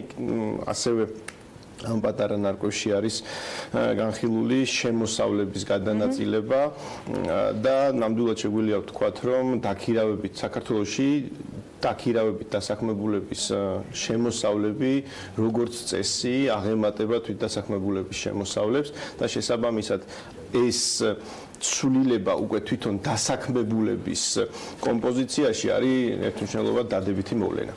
მეორე მოდი დავაზუსტებ სანამ შემდეგ ნაწილზე გადავთ. თქვენ რა მონაცემებს იყენებთ? ანუ ამ კვლევაში რა მონაცემები გამყვეთ? ეს არის საქსტატის მონაცემები, რომელიც დასაქმებულებს და თვითდასაქმებულებს დააყოფს თუ კიდევ იყო დამატებითი? ეს არის ძირითადად საქსტატის მონაცემები, მაგრამ აგრეთვე სხვადასხვა ორგანიზაციის მიერ ჩატარებული გამოკითხვები თუ ესე ვთქვათ მოგროვილი მონაცემები კავკასიის ბარომეტრს ვახსენებ მათ შორის ან HRG-ს ვაკანსიების სტატისტიკას, ანუ სხვადასხვა წყაროები გამოვიყენეთ, მაგრამ ამ ნაწილში როცა საუბარი არის დასაქმებულებზე, ძირითადად საქსტატის მონაცემებს ვიყენებთ. და შესაბამისად, აი ამ ნაწილში შეგვიძლია ერთმნიშვნელოვნად პოზიტიური, ანუ რატომ არის იდეაში ანა დასაქმება მნიშვნელოვანი, იმიტომ რომ დასაქმება პირდაპირ ასოცირდება შემოსავლების გაჩენასთან და შემდეგ იდეალურ შემთხვევაში შემოსავლების ზრდასთან.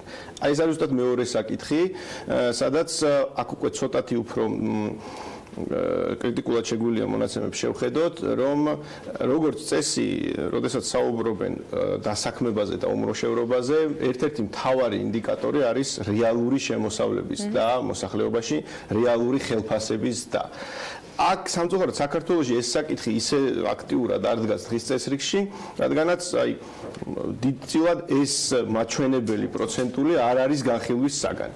ამიტომ ჩავთვალეთ საჭიროდ ეს სიტუაციაც არსებული 2014-17 წლებში გაგვეანალიზებინა და მაგალითად ორ რიცხვს მოვიყვან 2017-ში 16-თან შედარებით რეალური ხელფასების და დაქირავებით დასაქმებულებში იყო 0.2% და 2 ლარი, ხოლო 2014-17 წლის განმავლობაში საერთო ჯამში რეალური ხელფასების და იყო 8.4% და თუ არ ვწდები 60 ლარზე ცოტა მეტი.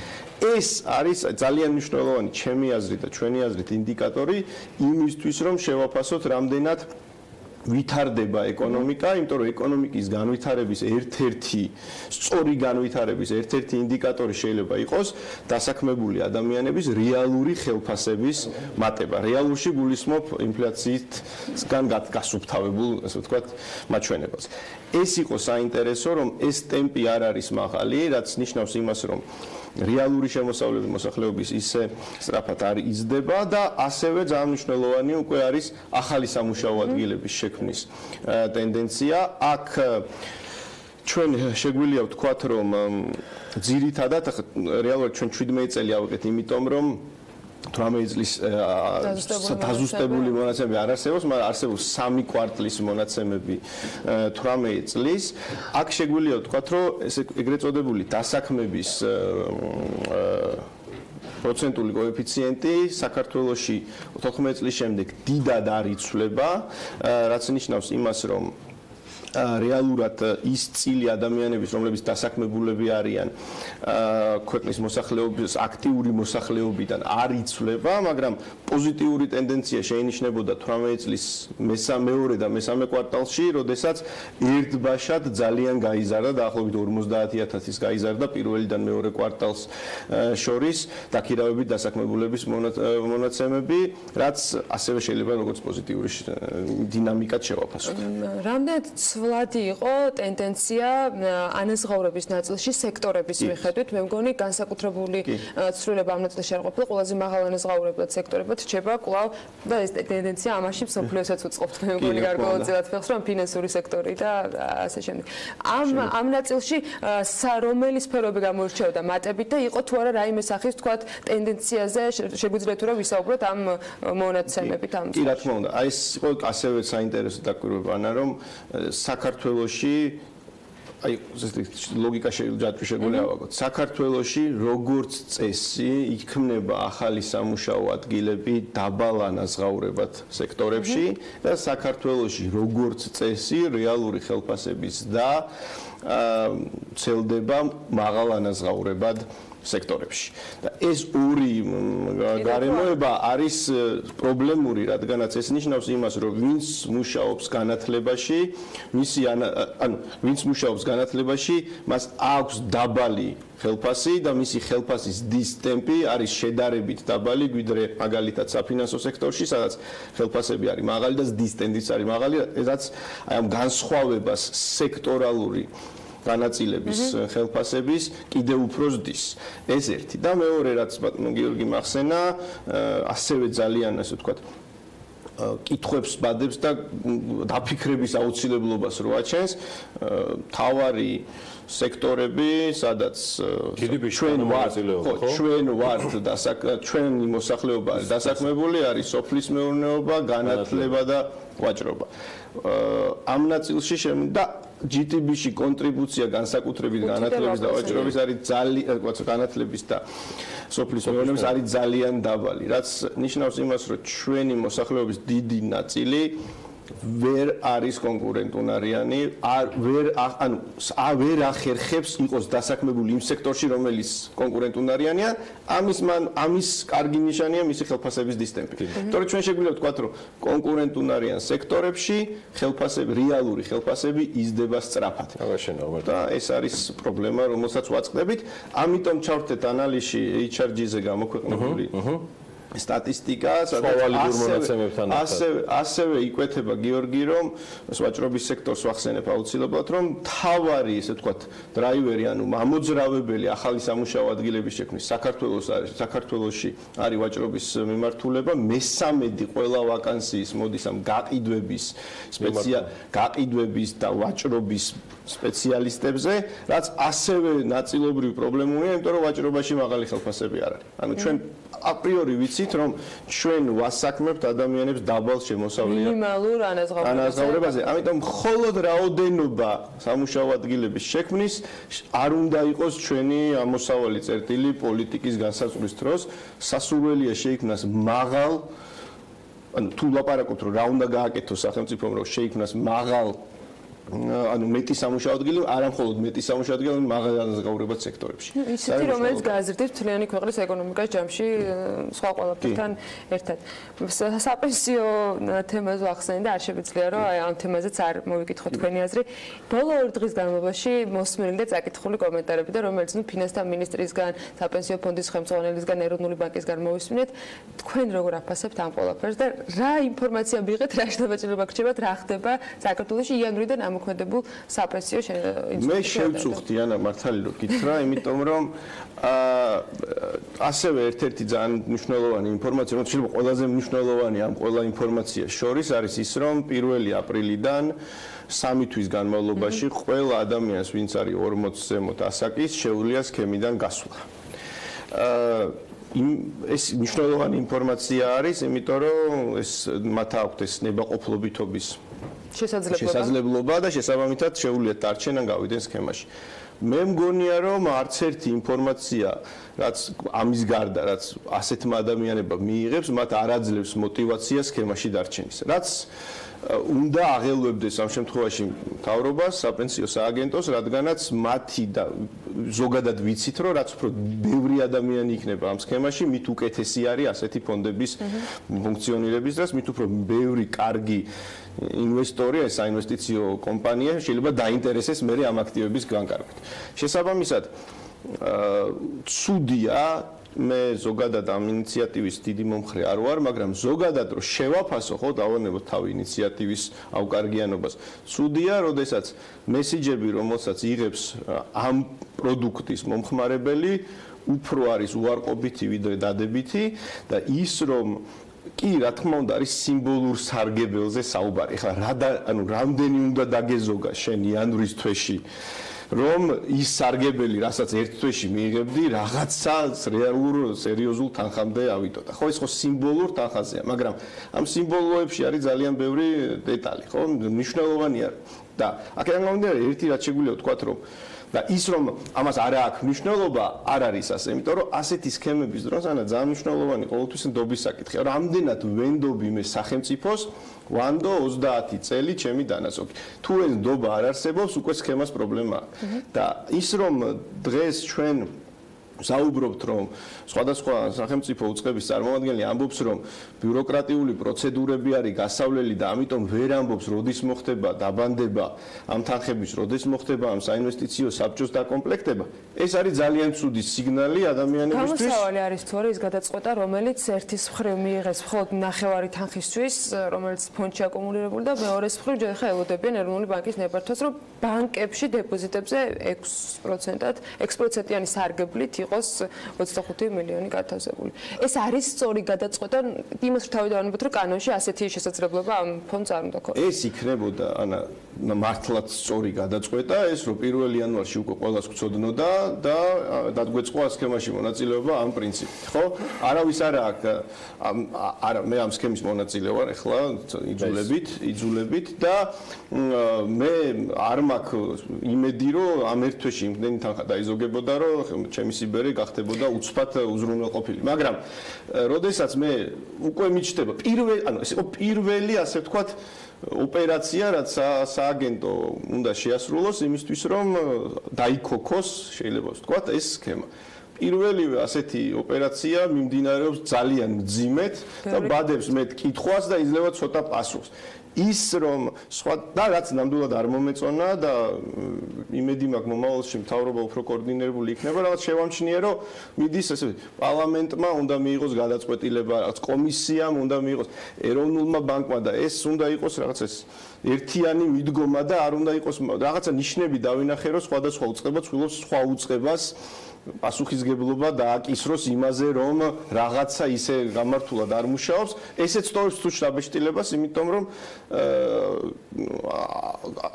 დობის ხარისხი იკლებს ამ სქემის მიმართ.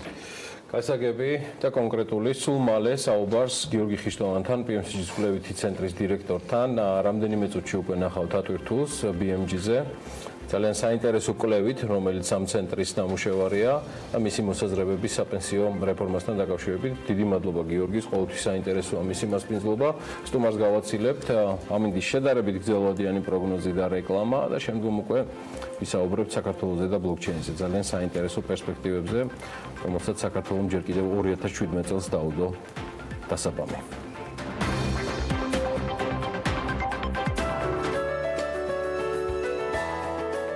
ამინდის პროგნოზის სპონსორია დეველოპერული კომპანია ორიონ ჯგუფი.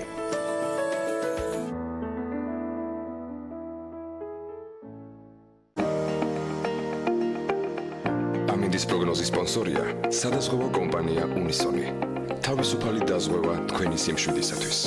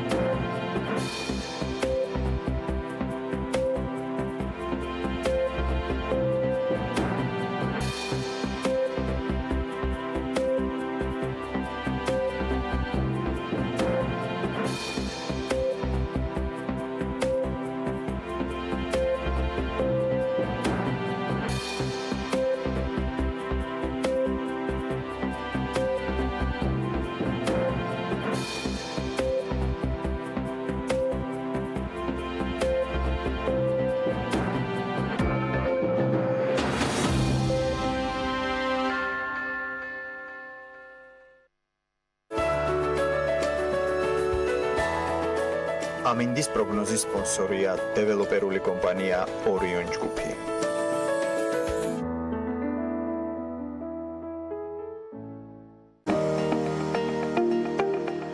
ამინდის პროგნოზის სპონსორია სადაზღვევო კომპანია უნისონი.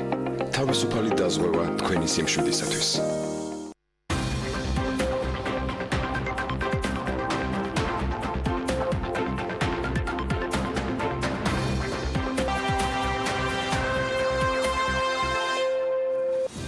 მან შემდეგ რაც საქართველოს ჯერ კიდევ 2017 წელს საჯარო სერვისებში ბლოქჩეინ სისტემის გამოყენება დაიწყო და რამდენიმე საერთაშორისო გამოცემამ ჩვენ შესახებ როგორც ინოვაციური მიდგომის მოწინავე ქვეყანაზე არაერთი სტატია მოამზადა, მიწის რეგისტრაციის პროცედურების რეფორმის შუალედური ანგარიშსას პრემიერმა თქვა, რომ საჯარო სერვისებში ბლოქჩეინი კიდევ ფართოდ უნდა დაინერგოს.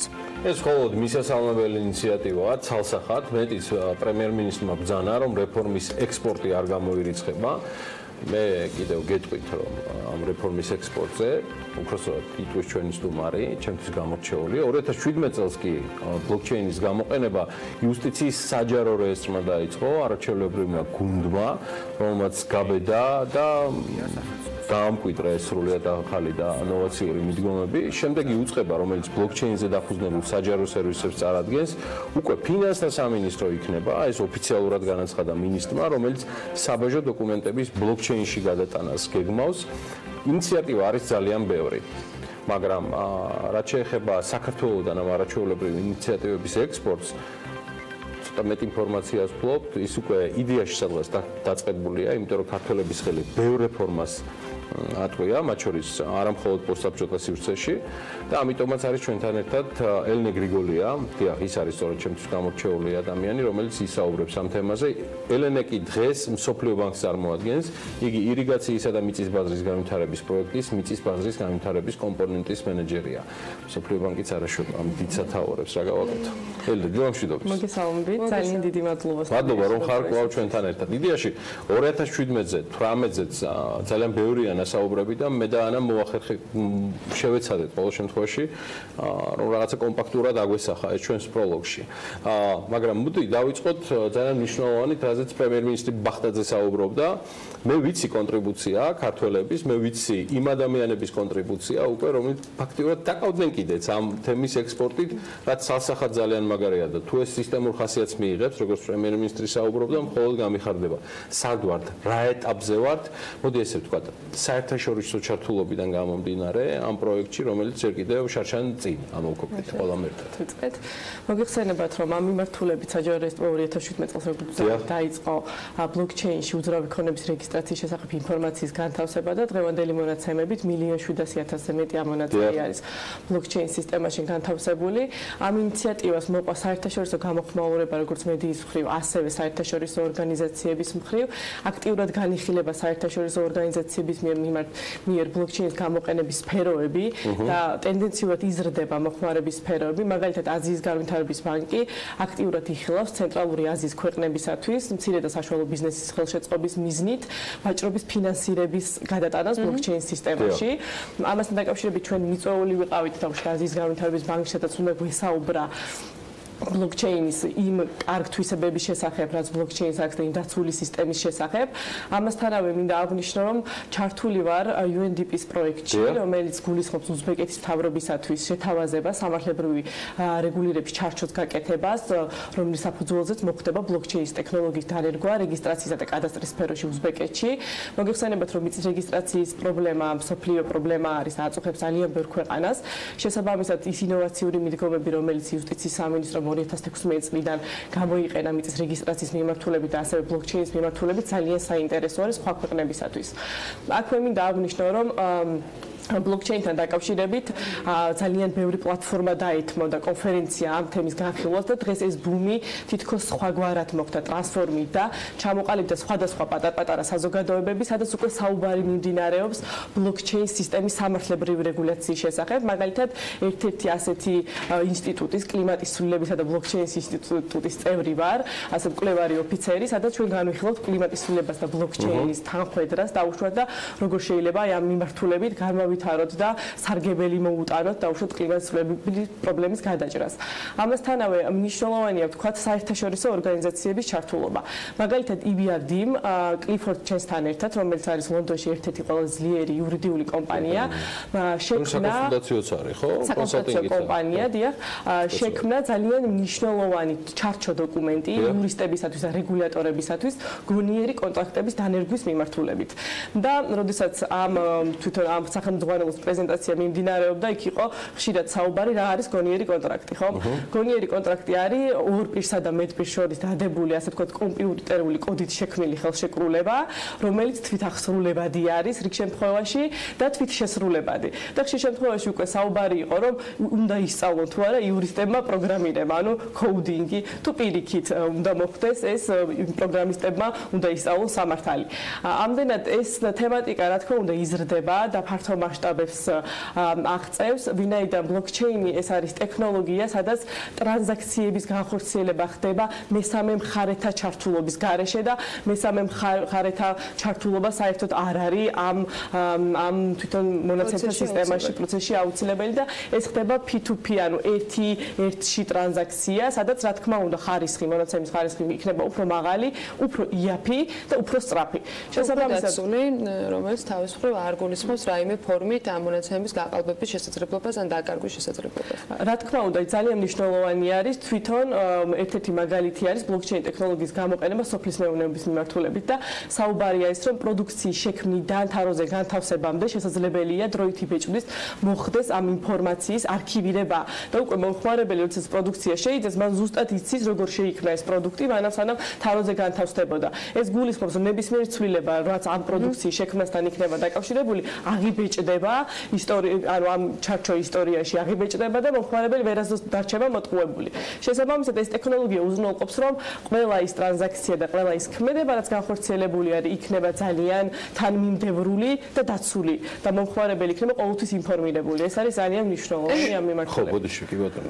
როცა ვსაუბრობთ რეფორმის შესაძლო ექსპორტზე, რა იგულისხმება მაშინ? ჩვენთვის იყო საპილოტე პროექტით შესაძლებელი, რომ მიწების რეგისტრაცია მომხდარიყო 2017 წლიდან საქართველოში. ეს ერთგვარად იყო დახმარება მათ შორის ჩვენი ქვეყნისათვის. ჩვენ თავის მხრივ ვიყავით მზად, რომ ეს განხორციელებინა და იყო გარკვეულწილად თავისთავად ალბათ უფრო მეტი რისკი, იმიტომ რომ ეს ვიყავით პირველი ქვეყანა, ერთ-ერთი, რომელმაც მთელი მსოფლიოს მასშტაბით ასეთი ნაბიჯი გადადგა. მაგრამ რა ფორმით შეიძლება გავაკეთოთ ამ სერვისის ექსპორტი, რა ფორმით შეიძლება გავხდეთ, თქვათ, რაღაც ინფორმაციის წყარო სხვა ქვეყნისათვის, მათთვის, ვინც მათ შორის განვითარებულ ქვეყნებშიც, ვინც ჯერ არ არის ამ ეტაპზე გადასული.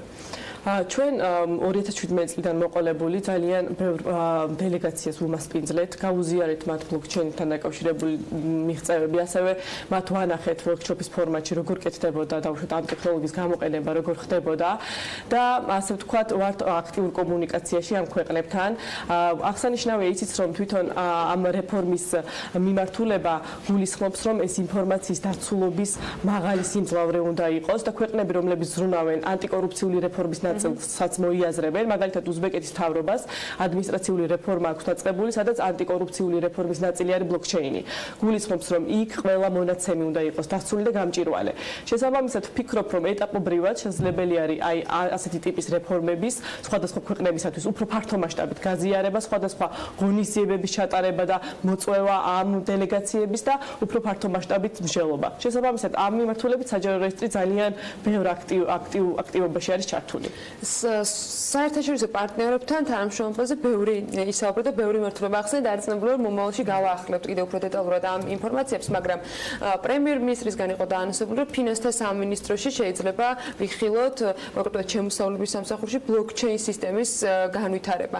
აი ამ ნაწილში რა სიახლეებს ველოდებით, რა გათვლა და გეგმები არსებობს საქართველოში და იქნება თუ არა ანალოგი სისტემურად ისეთი, როგორც იყო მიწების რეგისტრაციასთან დაკავშირებით, თუ აქ მოგვიწევს, რომ უკვე ვთქვათ რაღაცა ახალი მეთოდებით ძალიან კარგი შეკითხვა არის, ანი ამას დაკავშირებით მოგეხსენებათ, რომ თვითონ მსოფლიო მასშტაბით საუბარი არის ბლოქჩეინ ტექნოლოგიის დანერგვა გულისხმობს უშუალო ბიზნეს პროცესის არქიტექტურის ცვლილებას. ანუ რიგ შემთხვევაში არამხოლოდ პროცესები იცვლება, მოდელები შეიძლება, ბიზნეს მოდელები შეიცვალოს. შესაბამისად, როდესაც ბლოქჩეინ ტექნოლოგია გამოიყენება აუდიტის და უშუალოდ ურთიერთშესაბამისობის ეგრეთ წოდებული compliance-ის მიმართულებით, ასე ვთქვათ, გამოიყენება სხვადასხვა დიპლომების განთავსების, პატენტების განთავსების მიმართულებით, ყველა ეს ტექნოლოგია გამოიყენება სხვადასხვა მიმართულებით და ამ ტექნოლოგიას სჭირდება რიგი არქიტექტურული, ბიზნეს არქიტექტურული ცვლილებები.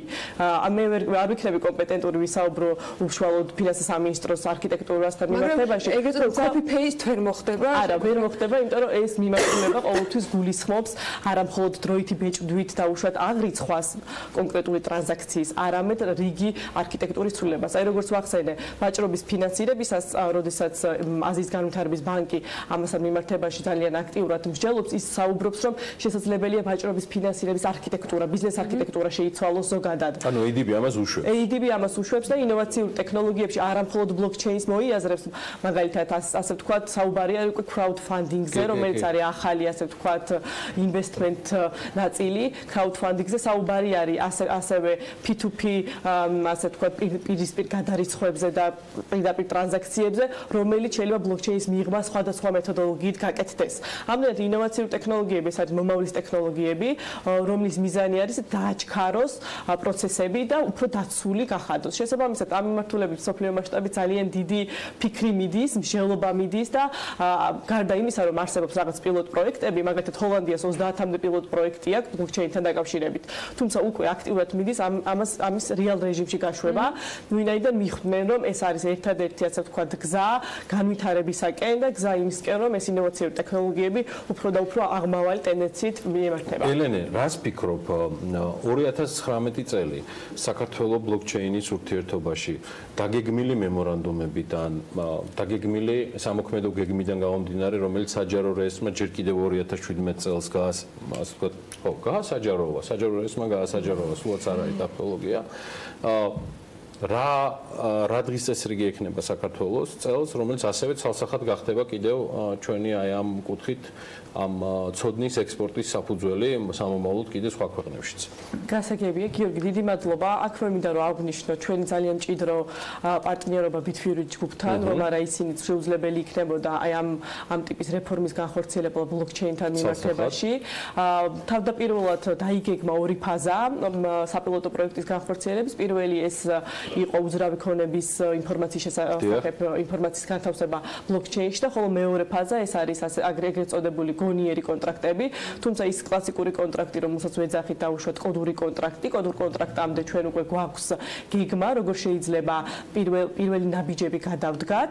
ეს არის ესე წოდებული trust კონტრაქტი, ანუ სანდრო კონტრაქტი, სადაც თანხის გადარიცხვა და რეგისტრაცია მოხდება ერთ ტრანზაქციაში. მოგეხსენებათ, რომ დღეს გამოწვევა არის, როდის გადავიხადოთ უძრავი ქონების საფასური რეგისტრაციის შემდგომ თუ რეგისტრაციამდე. ამდენად აი ეს ახალი მოდელი, რომელიც სანდო კონტრაქტი შემოგთავაზებს, იგი გადაჭრის ამ პრობლემას და მოხდება ერთი ტრანზაქციის შესრულება და გადარიცხვა ამ თანხის. იმ შემთხვევაში თუ კი მყიდველი უარს დაუშვათ მყიდველის უბრალოდ მოხდება ამ თანხის გადარიცხვა და რეესტრი შეამოწმებს დაუშვათ სხვადასხვა ბაზებს, იქნება ეს იპოთეკის ბაზები, ყადაღების ბაზები და შეუძლებელი იქნება დაუშვათ რეგისტრაციის ტრანზაქციის წარმატებით დასრულება. ეს თანხა, რომელიც escrow account-ზე იქნება წინასწარ განთავსებული, დაუბრუნდება მყიდველს უკან. შესაბამისად, ეს ახალი მოდელი, რაც ალბათ შემდგომში უკვე უფრო მეტით რო გვექნება, უფრო დეტალურად ვისაუბროთ ამ მოდელზე, იქნება კიდევ ახალი ნაბიჯი ბლოქჩეინთან მიმართებაში, ვინაიდან ამ მოდელითაც ყველა ეტაპის დროითი აღბეჭდვა მოხდება და კონტრაქტთან ერთად მოხდება ამ ინფორმაციის განთავსება ბლოქჩეინში, რაც უზრუნველყოფს, რა თქმა უნდა, სწრაფ და დაცული სერვისების არსებობას. ელენე, ფაქტიურად შეითავსა და მინდა გითხრათ, ძალიან წარმატებულად BMG-ის საქმიანი დილის თანაწამყვანობა გამომდინარე იქიდან, რომ მან დაანონსა თითქმის ყველა თემა, რომელზეც ჩვენ უფრო ჩაშლილად ვისაუბრებთ, საქართველოსთვის ეს არის ცალსახად მნიშვნელოვანი გამოწვევა 2017-18 წლებში იმ თავმომა გადამდგმულმა ნაბიჯებმა, რომელიც კონკრეტულ რეფორმატორთა ჯგუფს უკავშირდება, ჩვენ მოგვცა საშუალება, რომ ყოფილიყავით მსოფლიოს ყურადღების ცენტრში და ამაზე თითქმის ყველა მსოფლიო გამოცემა აღნიშნავდა და ამიტომ ეს არ არის ერთადერთი მიზეზი, რის გამოც ხადია BMG ჭარბად დაუთმობს თავის ეთერებს ბლოქჩეინის თემას და მის განვითარებას, მის დანერგვებს სახელმწიფო თუ არასაჯარო სტრუქტურებში. ამიტომ თქვენ ხშირად იხილავთ ელენე გრიგოლიას ჩვენს ეთერებში, ჩვენ სხვა თანაძამფრთნებთან ერთად ამ შემთხვევაში უკვე ეს შემიძლია ვთქვა. იმედია რემი ურუმაშვილი შემოგვიერთდება არა მხოლოდ პარასკევობით, როგორც ბითვირის ჯგუფის წარმომადგენელი საქართველოში და თავად საჯარო რეესტრის და იუსტიციის სამინისტროს წარმომადგენლები და მესვეურები. პირიქით, მხოლოდ და მხოლოდ სად ვართ ვისაუბროთ განვითარებაზე და საქართველოს წარმატებულ მომავალზე. დღევანდელი სტუმრობისთვის მადლობა ელენე გრიგოლიას, სოფლიო ბანკის ირიგაციისა და მიწის განვითარების პროექტის მიწის ბაზრის განვითარების კომპონენტის მენეჯერს მე მოუფიქრებ ელენეს შემოკლებულ ვარიანტს და ჩვენ გადავდივართ უკვე შემდეგ თემაზე, ხოლო რეკლამის შემდეგ ალბათ როცა ნინი მოგურაშვილი შემოუერთდება ანა ლაპიაშვილს თანაძამყვანის სტატუსით, მას ძალიან კარგი და საინტერესო სტუმარი ყავს დაგველოდოთ.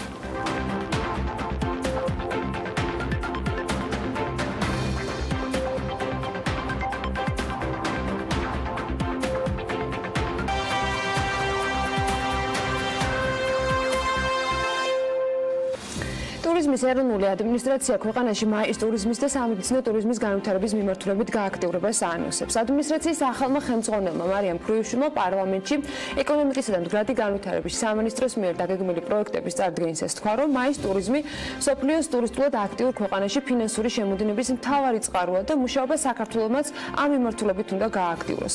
ფრუიშვილი თანამდებობაზე ოფიციალურად წარდგენის პირველივე დღიდან აქტიურად საუბრობს სამედიცინო ტურიზმის გააქტიურებაზეც და მისი წვლილის გაზრდაზე საერთო ტურისტულ შემოსავლებში. სწორედ ტურიზმის თემით და ამ სფეროში გამოწვევების შესახებ საუბრით გავაგრძელებთ საქმიანი დილის ეთერს ნილონ გურაშვილი შემოგვიერთდა სტუმართან ერთად სტუდიაში ნინი გურაშვილი. გურაშვილი ანა მოგესალმები, მივესალმები ჩვენ მაყურებელს. მარიამ ფრუიშვილმა საკომიტეტო ფორმატში გამართული შეხვედრისას განმარტა, რომ მუშაობა მიდის ასევე სამედიცინო ტურიზმის პროდუქტების შექმნაზე და ტურიზმის ეროვნული ადმინისტრაციის ხელმძღვანელი ასევე ამბობს, რომ ამ სექტორში არის გარკვეული მიმართულებები, სადაც საქართველოს ფასობრივად და ხარისხობრივად შეუძლია კონკურენცია გაუწიოს რეგიონალურ თუ საერთაშორისო ბაზრებს. კონკრეტულ ნაბიჯებს მომავალში აუცილებლად დავაკვირდებით, თუმცა ჯერჯერობით ზეპირს იტყვიეროთ და გეგმის ფორმატში მოვისმინეთ, რომ ახალი ტურისტული პროდუქტების შექმნასთან ერთად ადმინისტრაცია მაღალმხარჯველი ტურისტების მოზიდვაზეც ხდება ორიენტირებული. მოვისმინოთ მისი პარლამენტში გამართული შეხვედრისას სიტყვით გამოსვლიდან ამონარით.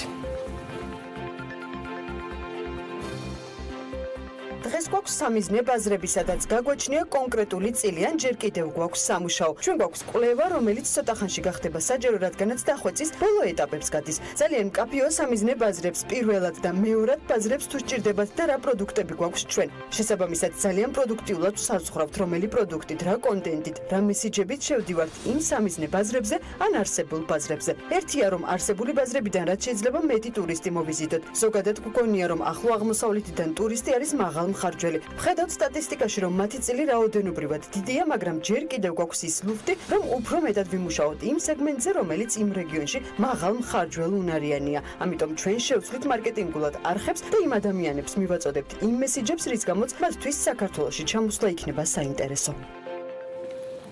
ტურიზმის ადმინისტრაციის ხელმძღვანელმა თქვა, რომ უკვე ჩატარებულია შესაბამისი კვლევები, რომელზეც დაყრდნობითაც ადმინისტრაცია მარკეტინგულ კამპანიას კიდევ უფრო კარგად დაგეგმოს. სასახად საინტერესო არის BMG-ისთვის თავად ეს კვლევა, ვინ ჩაატარა, როდის და რა იყო სამიზნე, თუმცა ვიდრე ამ კვლევებზე წვდომა გვექნება დარგში არსებულ გამოწვევებზე. ჩვენ სტუმართან ერთად ვისაუბრებთ ეკა ჭვრიტეძე, დანიელის მეღვინეობა დამფუძნებელი არის დილიდან უკვე ჩვენთან ერთად. დილა მშვიდობის ეკა და მადლობა საქმიანი დილაში სტუმრობისთვის. მოდი ტურიზმის განვითარებით დავიწყოთ ჩვენი საუბარიც. პირდაპირ ეთერში საკმაოდ აქტიურად დაიწყო ადმინისტრაცია ამ მიმართულებით, კვლევები, დაგეგმა და ასე შემდეგ. როგორ ფიქრობ, ღვინის სექტორი რამდენად უნდა იყოს ჩართული აი ამ პროცესში?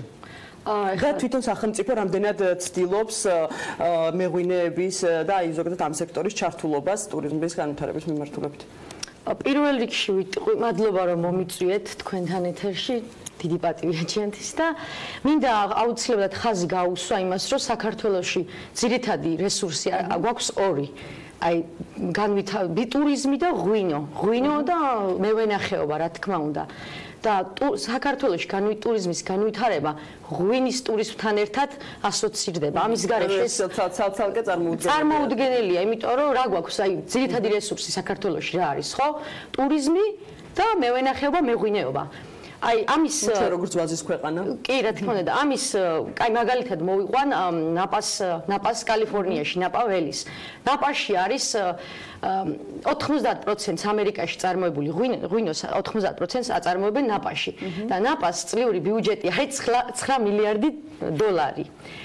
ანუ წარმოგიდგენია თქვენ რამხელა ჩვენი ბიუჯეტი არ მახსოვს 12 მილიონია თუ არ ვცდები ხო მილიარდი და ნაპას ბიუჯეტი არის 9 მილიარდი და მარტო ნაპა რო იყოს კალიფორნია რომ იყოს ცალკე ქვეყანა გამოყოფილი ამერიკიდან იქნებოდა მეოთხე მსოფლიოში ღვინის წარმოებით ანუ რატომ მოვიყვანა ეხა ეს მაგალითი იქ ცხოვრობდი და ანუ რაღაც დიდი დრო მაქვს გატარებული და კარგად ვიცი რამხელა მნიშვნელობა აქვს ღვინოს და მევენახეობას ტურიზმის განვითარებისთვის.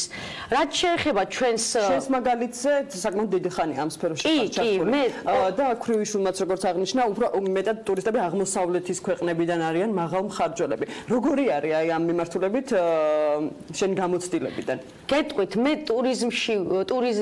ტურისტული კომპანია დავაარსე 2005 წელს და აქტიურად ვიყავი ჩართული ამ სფეროში, ну რამდენიმე 1-2-3 წელია ისეთი აქტიურობა აქტიურად აღარ ვარ ჩართული, იმიტომ რომ უფრო ღვინისკენ, ღვინის წარმოებისკენ დავიწყეთ ჩვენ განვითარება და უფრო მეტ დროს ამას უთმობ. ну რა თქმა უნდა არ შემიწყვეტია მე პირადად ტურისტს ყოველთვის ვიქნები, იმიტომ რომ მიმაჩნია რომ საქართველოს შემოსული ტურისტი არის ელჩი ჩვენი ქვეყნის და აქედან რა შტაბეჭდილებებითაც გაუშვებ მე ის გააკეთებს შესაბამის მარკეტინგს ჩვენი ქვეყნისთვის და მოკლედ მე ვიტყვი იმას რომ სახელმწიფო ძალიან გვიდგას გვერდში ჩვენ მეღვინეებს ესაა როგორც ტურიზმს უდგას ძალიან დიდი პროექტები აქტიურად გვეხმარება, ხო? ამას მე ვერ გავექცევი და არც მინდა რომ გავექცე და პირიქით, რაც უფრო მეტი პროგრამები იქნება, რაც უფრო მეტი ჩართულობა იქნება იგივე მეღვინეების თუ მევენახეების უფრო კარგი იქნება. ну რა თქმა უნდა ეხლა ყველა პროექტი, აი ყველანაირ აქტივობას შეიძლება გამოუძებნოთ რაღაც მინუსები, მაგრამ მე უფრო პლუსებს ვხედავ და ძალიან დიდი მადლობა მინდა გადაუხადო მთავრობას, აი პირველ რიგში აი მიკრო აგროსესხებისთვის რა და ეხა ხშირად ამას წინათ Facebook-ზე ვნახე კახი კალაძის განცხადება, რომ ქართველი ხალხი ზარმაცები ვართო და კომენტარებში ეწერა რაღაცა ის საშინელებები რა და რა მინდა იცით თქვა, ყველაფერს მთავრობას ნუ დავაბრალებთ, მთავრობა ძალიან კაი პროექტებს აკეთებს, მიშას დროსაც ძალიან მაგარ პროექტებს აკეთებდნენ და დაფინანსებები იყო სასწაული. ეხაც ძალიან მაგარი პროექტები ხორციელდება. უბრალოდ ერთი იმის თქმა მინდა, რომ აი ჩვენ თვითონმა ჩვენთაგანმა რა ჩემ თავზეც რიგში ჩემ თავზე მაქვს ლაპარაკი უნდა ვისწავლოთ მეტი შრომა და უნდა დავიხარჯოთ მაქსიმალურად რა თუ გვინდა რომ განვითარდეთ და რაც შეეხება ამ ტურიზმს და ღვინოს დავაკავშირებ კიდე ის ანუ ჩვენთან მოსული ტურისტი აი არ უნდა ვიყოთ ისე განწყობილები რომ აი რამდენ ბოთლს ღვინოს გავყიდით ან რამდენ ბრჭყალებში ვიტყვი და რამდენ ლარიან დეგუსტაციას გავყიდით და რამდენი შემოვა ბიუჯეტში. არა, უნდა ვიყოთ ორიენტირი და გავაკეთოთ ხარისხზე. ხო, ანუ აი სლოგანი ისე ხუმრობით ვიძახი ხოლმე ამ სლოგანს რა. მე არ მინდა ვიყო ჟიგულის ლადას გამყიდველი, მე მინდა მერსედესი ან პორშეს გამყიდველი ვიყო რა.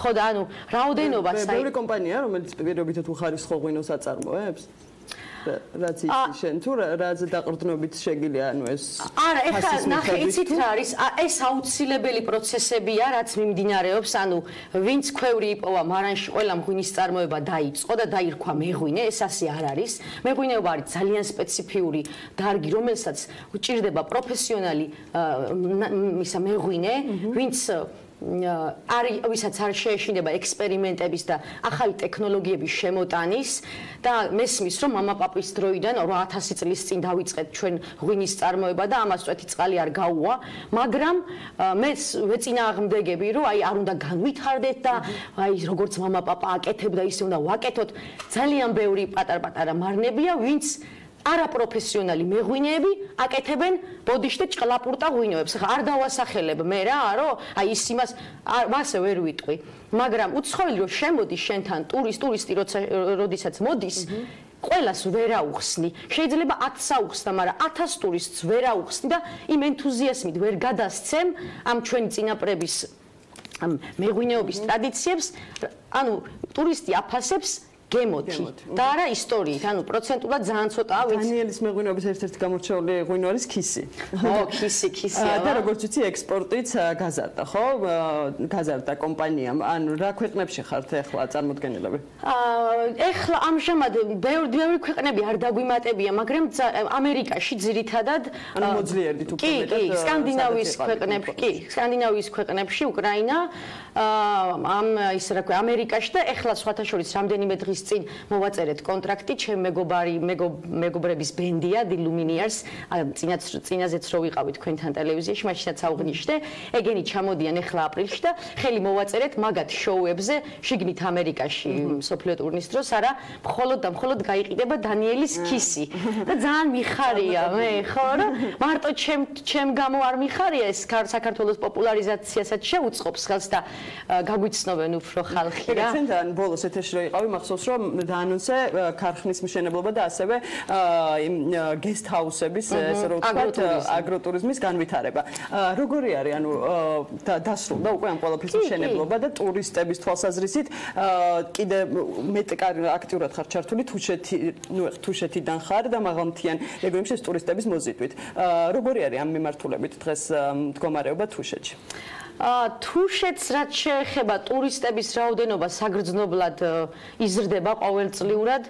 ეს კარგიც არის და ცუდიც არის. კარგი იმ გაგებით, რომ ხალხში მეტი შემოსავალი გაჩნდება და დასაქმებულია როგორც ცხენოსანი, ცხენების გამყოლი გიდი, ასევე გესტჰაუსები, მძღოლები, ну, ნაწილდება ფინანსები თვითონ თუშეთის მოსახლეობაში და ეს ძალიან კარგია, მაგრამ ცუდ მხარეებს რაც შეეხება მე რასაც ვხედავ, რა, ამ რამდენიმე წლის წინ რამდენიმე თვის წინ დიდი ომი გაუმართეთ მოსახლეობამ არა, ну, რამოდენიმე პიროვნება, მათ შორის უცხოელებმაც, რომლებიც წავიდნენ წინააღმდეგ, აი ამ ინგლისურად Trans-Caucasian Highway ქვია, ანუ ჯუთა, როშკა, ხევსურეთზე, ხო, ყაზბეგი, ხევსურეთი, ჯუთა, თუშეთის და ფშაულის დამაკავშირებელი გზა, სადაც უნდა გაკეთებულიყო Trans-Caucasian Highway. ამის ბიუჯეტი იყო 240 მილიონი ლარი. ეს არის სასაცილო, აი ამაზე ლაპარაკიც მწვენია. და ეს პროექტი ანუ და ამდაგვარი პროექტები რომ განხორციელდეს. რა საფრთხეები დაინახეთ ამ პროექტის განხორციელების შემდგომ? პირველ რიგში ფლორას და ფაუნას ძალიან ცუდი მდგომარეობაში იქნება ფლორაც ფაუნაც. შემდეგ იქ ივლიან მარტო ჯიპტურები და თანხები ვეღარ განაწილდება თვითონ მოსახლეობაში რა. ანუ ტურისტი რომელიც ცხენით ადიოდა თუშეთში, ანუ ეს კი, მაგრამ ეგ არის მეორადი პრობლემა. ეგ არის მეორადი. პირველი არის ჩვენი ბუნება, ფლორა და ფაუნა. რას ვფიქრობთ? ის ჯიხვები საწავლენ, ის ვაცები საწავლენ. აი, საერთოდ განადგურდება ტურიზმი და ყველაფერს რო თავი დავანებოთ, ახლა მარტო 240 მილიონი ბიუჯეტი რომ მქონდა, მე მგონი შეწყდა ეს პროექტი, როგორც ზუსტად არ ვიცი, მაგრამ უნდა შეწყვეტილიყო და იმედია შეწყდა. ანუ რა მინდა მე იცით თქვა, აი სვანეთის მაგალითი რომ მოვიყვანოთ ამ ჰესების წინააღმდეგ მოსახლეობა რო გამოდიოდა და ფეხმძიმე ქალი რო გადაწვა, ვენაცვალე ასეთ ადამიანებს, აი ხევსურებით, თუშებით, ყველანი უნდა დავდგეთ, დავიცვათ, თორემ მათ გზა გაკეთდება და ამ ეტაპზე კიდე მიმდინარეობს, ანუ ამ მე მგონი შეწყდა, ზუსტად არ ვიცი, თქვენ თუ ამასთან დაკავშირებით ერთ გადაცემას გააკეთებთ, კარგი იქნება რომ მოსახლეობამ გაიგოს, იმიტომ რომ მე თვითონაც არ ვიცი რა, რაღაც აი ძალიან სიჩუმე ამ ამბავთან დაკავშირებით და რომ გასაჯაროდეს და ვიბრძოლოთ აი ესეთი პროექტების წინააღმდეგ, ეს ხელს შეუწყობს ტურიზმის განვითარებას, ოღონდ ხარისხიანი ტურიზმის განვითარებას. აი მაგალითად ჰიმალაიში, ბუტანში რო წახვიდე, ან ტიბეტში, დღიური გადასახადი აი ქვეყანაში რო შეხვიდე, არის $250-300. ანუ ხარისხიანი ტურისტი შედის იქ რა და არ ჯობია 10,000 ტურისტი ყავდეს, ვიდრე 50,000 და იმ 10,000-მა ევროპელმა შემოსულმა ტურისტმა უფრო მეტი ფული დატოვოს და ბუნებაც ნაკლებად განადგურდება და ხალხიც და ის ციხეებიც შეგვინარჩუნდება და ყველაფერი, ვიდრე ისა რა ქვია, ეხა ძალიან რასისტულად უნდა ვთქვა, მაგრამ აეროპორტში წასვლა მეზიზღება პირსახოდ შემოხვეულმა ტურისტებმა, რომელიც მარტო ფულს ხარჯავს სასტუმროში და რესტორნებში და ტაქსებში რა. რა დააშავეს თუშეთში, სვანეთში, იმდენ ყველას თითქმის გამოტანილი აქვს კრედიტები და კრედიტებით აქვს დაშენებული სასტუმროები რა. მოხვდებით? ანუ აი ცოტა მეტი ყურადღება უნდა მიექცეს ხარისხიანი ტურისტების შემოდინებას საქართველოში. ამაში გულისხმობ მე ევროპა და ამერიკა. ეხლა საქართველოში ძირითადად შემოდის ირანი და წეღარაც ვახსენე რა და ეს ესეთი რა თქმა უნდა ევროპელებიც შემოდიან და ამას ვერ უმეტესად ხო აი რამდენიმე წლის წინ უფრო ევროპელი და ამერიკელი ტურისტები შემოდიოდნენ და მე მარტო ამერიკელებთან მაქვს თანამშრომლობა მადლობა ეკა. მადლობა გადაცემაში სტუმრობისთვის, წარმატებებს გისურვებთ. კარგია, რომ დაასრულე ქარხნის და გესტჰაუსის მშენებლობა და იმედია უფრო მეტი აგროტურიზმის, გესტჰაუსი არა, აგროტურიზმო. ხო, ანუ ჩემთან მოსულ ტურისტს ექნება დარჩენის უფლება და იქ ბოსტანში მუშაობის უფლებაც ექნება ღვინის წარმოებაში, წყურძნის დაკრებაში. უფრო მეტად რომ შეიგრძნოს საქართველო. და კარგი ელჩი გავგზავნოთ აქედან. მადლობა გადაცემაში სტუმრობს ეკა ჭვეტიძე. მეღვინეობა დანიელის დამფუძნებელი სტუმრობდა საქმიანი დილას და როგორც ვიცი ანა ეხლა გრძელი ამინდის დროა გრძელვადიანი ამინდის როგორც შემოკლებით გრძელვა მეთოდით ხომ შესაბამისად გვეცოდინება სულ რამდენიმე წამში როგორი ამინდი გოლდება ამ უქმეებში და სულ მალე დაგიბრუნდებით კიდევ ერთ ძალიან საინტერესო თემით და ძალიან საინტერესო სტუმრით ამინდის პროგნოზის სპონსორია დეველოპერული კომპანია ორიონ ჯგუფი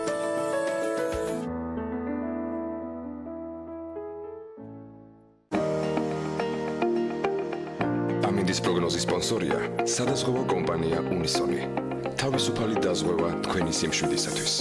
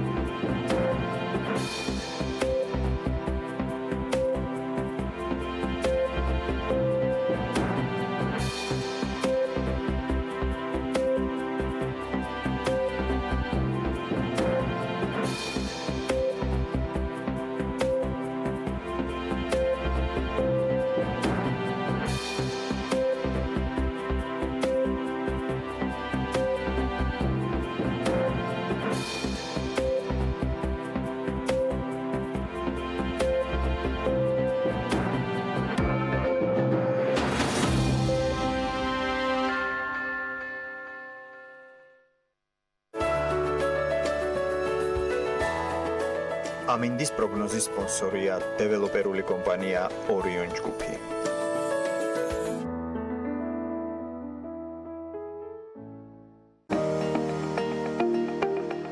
ამინდის პროგნოზის სპონსორია სადაზღვევო კომპანია უნისონი.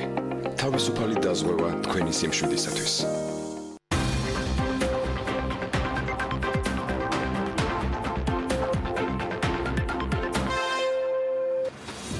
ეკაბაციკაძე შემოგვიერთდა საქმიანი დილის ეთერში და შემდეგ სტუმარს უნდა უმასპინძოთ სულ რამდენიმე წუთში. ვისაუბრებთ თბილისის საბავშვო ბაღების მართვის სააგენტოს ახალ პროექტებზე. ხოთაშორის ამ პროექტებიდან ერთ-ერთი გამორჩეული მინდა რომ ვიდრე სტუმართან საუბარს დავიწყებთ, მაყურებელს უთხრა ამ პროექტის მიზანი არის ბაღებში მოძველებული და ხელოვნური მასალისგან დამზადებული სათამაშო ინვენტარის ჩანაცვლება ეკოლოგიურად სუფთა მასალისგან დამზადებული სათამაშოებით.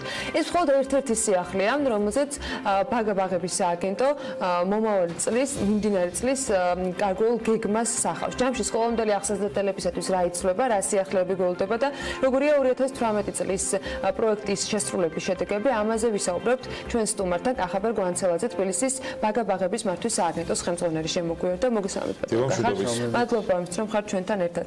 ანგარიში რომელიც მერის ვებგვერდზე ვნახეთ 2018 წლის ძალიან ბევრი ბაღის მშენებლობა სარეაბილიტაციო სამუშაოებს ეხება უკვე დასრულებულს და ამავე დროს გეგმაზეც უხოდ არის საუბარი წარმოქმნილი. მინდა დავიწყოთ საუბრით ჯამური ბიუჯეტით და ამ ბიუჯეტის გადანაწილების გარკვეული პარამეტრებით, როგორი არის 2019 წლის გეგმა სააგენტოსათვის, პრიორიტეტები როგორი იქნება და რაზე აკეთებთ წელს აქცენტს. პირველ რიგში მინდა გითხრათ, რომ წელს გვაქვს ჩვენ რეკორდულად მაღალი ბიუჯეტი. 157 მილიონი არის ჩვენი ბიუჯეტი, მათ შორის 50 მილიონი არის კაპიტალური ხარჯები. რაც გულისხმობს იმას, რომ სწორედ 50 მილიონი მოხმარდება ჩვენი ბაღების განვითარებას. ამ შემთხვევაში შეიძლება გამოვყოთ ბავშვთა უსაფრთხოება, რომელიც ჩვენი პრიორიტეტი გახლავთ. და ეს არის მულტისექტორული თემა. ისეთი მიმართულები, როგორც არის შენობების კონსტრუქციული მდგრადობა, ახალი ბაღების მშენებლობა, ხასიათგაზის მოთხოვნების შესრულება, სახანძრო უსაფრთხოება და ესე შემდეგ. სწორედ ამ მიმართულებით დაიხარჯება ეს თანხები. წელს ჩვენ დავიწყეთ უკვე 11 ახალი ბაღის მშენებლობა. ასევე მინდა ხაზი გაუსვა, რომ შარშანაც 11 ახალი ბაღი გავხსენით, წელს დავიწყეთ კიდე ახალი 11 ბაღის მშენებლობა, ასევე 12 სადემონტაჟო ბაღი გვაქვს, ანუ იგულისხმება ისეთი ბაღები, რომელზეც სამხარაულის ექსპერტიზის ბიურომ დადო დასკვნები და არ არის უსაფრთხო. ამ ბაღების დემონტაჟს დავიწყებთ ასევე და მათ ადგილზე კიდე 12 ახალი ბაღის მშენებლობა. გარდა ამ 11-ისა კიდევ 12 ახალი ბაღი აშენდება, დიახ. რეაბილიტაციის არ ექვემდებარება ის შენობები, რომელშიც სამწუხაროდ რომ რაიონებში ძირითადად თითქმის ყველა რაიონში, თბილისის თითქმის ყველა რაიონში არის ეგეთი ბაღები. მინდა ხაზი გაუსვა ასევე სხვა პროექტებს, როგორც არის მაგალითად სათამაშოები. მე მინდა ჯერ კითხოთ ამ მშენებლობასთან დაკავშირებით. ბაღების ახალი ბაღების საჭიროება დგას მათ შორის იქიდან გამომდინარე დღის წესრიგში, რომ ბავშვების რაოდენობა არის ბევრი და ხშირად ვერ ხდება მოთხოვნის სრულად დაკმაყოფილება. მას შემდეგ რაც 2019 წლის გეგმას თუ ჩავთვლით, რომ ის შესრულდება და ფაქტობრივად 23 ბაღი გვექნება გამართული მომავალ წელს გამართული ინფრასტრუქტურით დამატებით. ეს იქნება თუ არა საკმარისი თუ კიდევ სამომავლო ნაწილში მოთხოვნა უფრო მეტზე იქნება? მოთხოვნა ძალიან მაღალი არის, მაგალითად შეიძლება ვთქვათ შაშანელი აპლიკაციები. რომ მოთხოვნა სრულად იყოს დაკმაყოფილებული სტანდარტებით. ორ ნაწილად იყოფა ეს თემა. ერთი არის სტანდარტები, რომლის მიხედვითაც ჩვენ მოგვეთხოვება, რომ ბაგაში იყოს ანუ 2-დან 3 წლამდე ჯგუფებში 25 ბავშვი, ხოლო ზედა ასაკის ჯგუფებში 35 ბავშვი.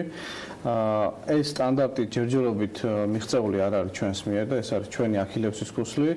თუმცა მეორე მხრივ ჯერ კიდევ რჩებიან ბავშვები ჩვენი საჯარო სერვისების გარეთ, იგულისხმება აპლიკაციები, რომელიც ვერ დავაკმაყოფილეთ, ეს არის 2000-მდე აპლიკაცია და სწორედ ეს ორი თემა არის ჩვენთვის ამ მიმართულებით პრიორიტეტი, რომ გავმტვირთოთ ჯგუფები და მივიდეთ სტანდარტამდე და ასევე არ დავჩვეს ბავშვები ამ ჩვენი საჯარო სერვისების მიღების გარეშე.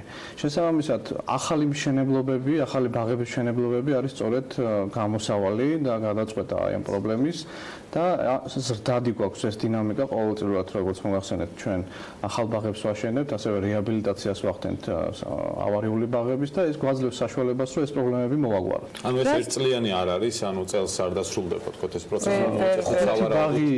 ერთი ბაღი ის კარგია, თქოთ რომ შევხედოთ სხვა მხრიდან ამ პროცესს, ხო, ანუ ბევრი ბავშვია, ესე იგი და კარგია დემოგრაფიულ თვალსაზრისით, რომ მოთხოვნა არის ამ ბაღებზე მეტი, მაგრამ მეორე მხრივ 2000 ბავშვებს ვაუბრობთ, რომლებიც ვერ შევიდნენ საჯარო ბაღებში, მათთვის არის ძალიან პრობლემური, მათი მშობლებისთვის არის თქოთ კერძო ბაღები, მაგრამ ყველას თქოთ არ შეუძლია რომ იქ შესაბამისი ანაზღაურება გადაიხადოს.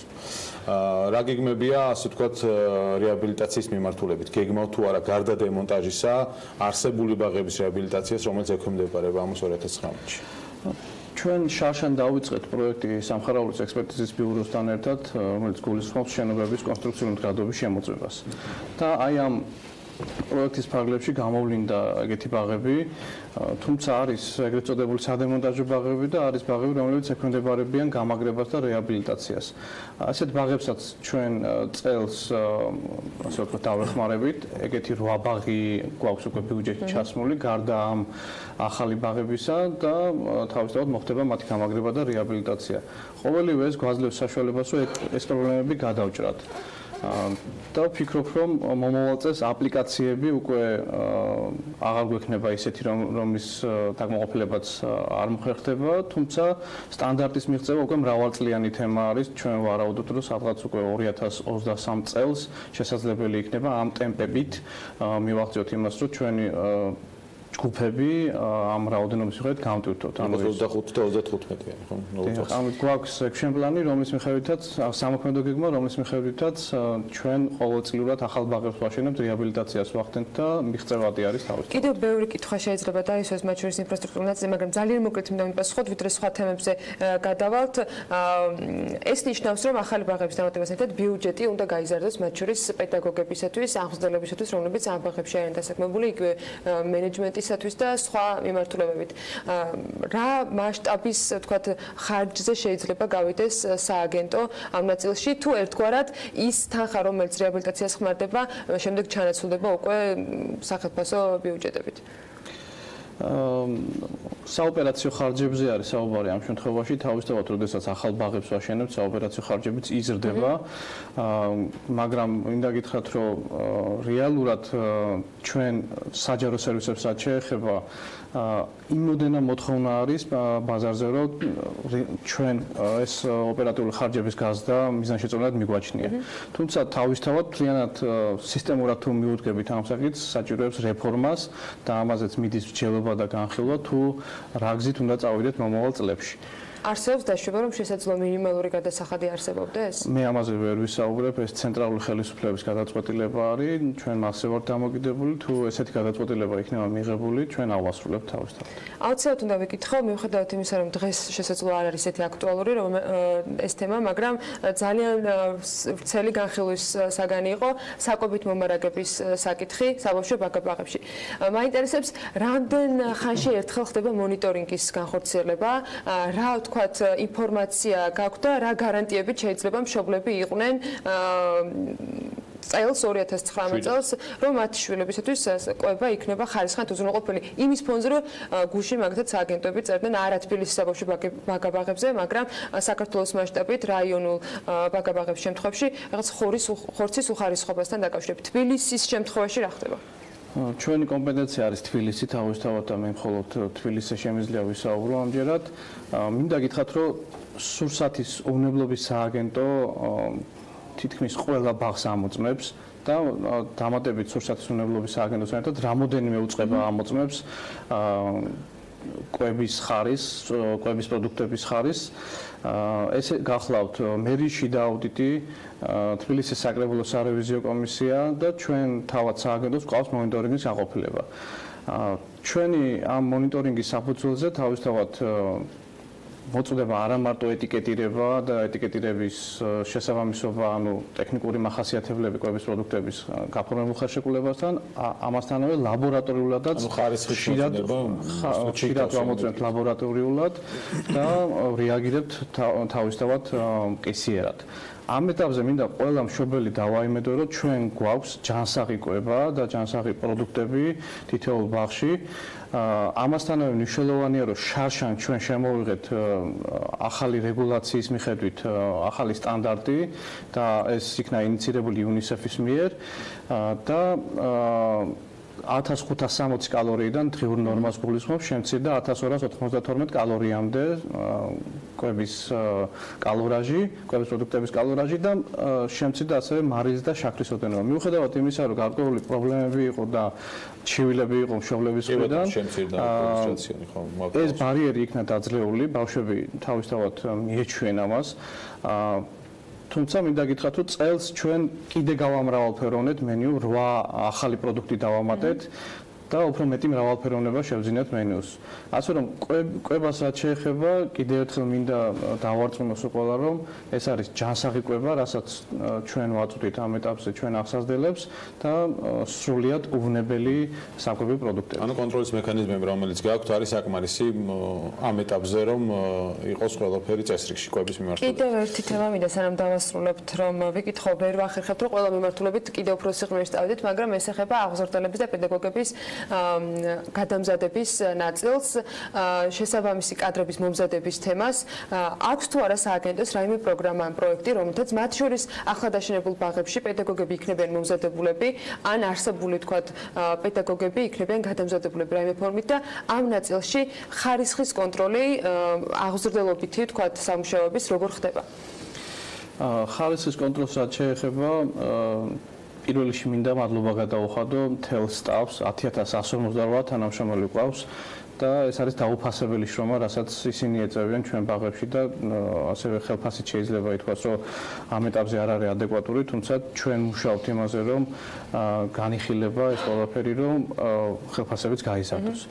კვალიფიკაციასაც შეიძლება ჩვენ გეგმა როგორ გამოიყურება ამ ხელფასების გაზრდის როდისთვის 2019 წლის ამ ეტაპზე დედლაინს ვერ გეტყვით თავისთავად კონკრეტულ თარიღს თუ როდის გაიზრდება ხელფასი, თუმცა განხილვები მიდის ამ კუთხით და დაგეგმილი არის კიდევაც ხელფასების ზრდა.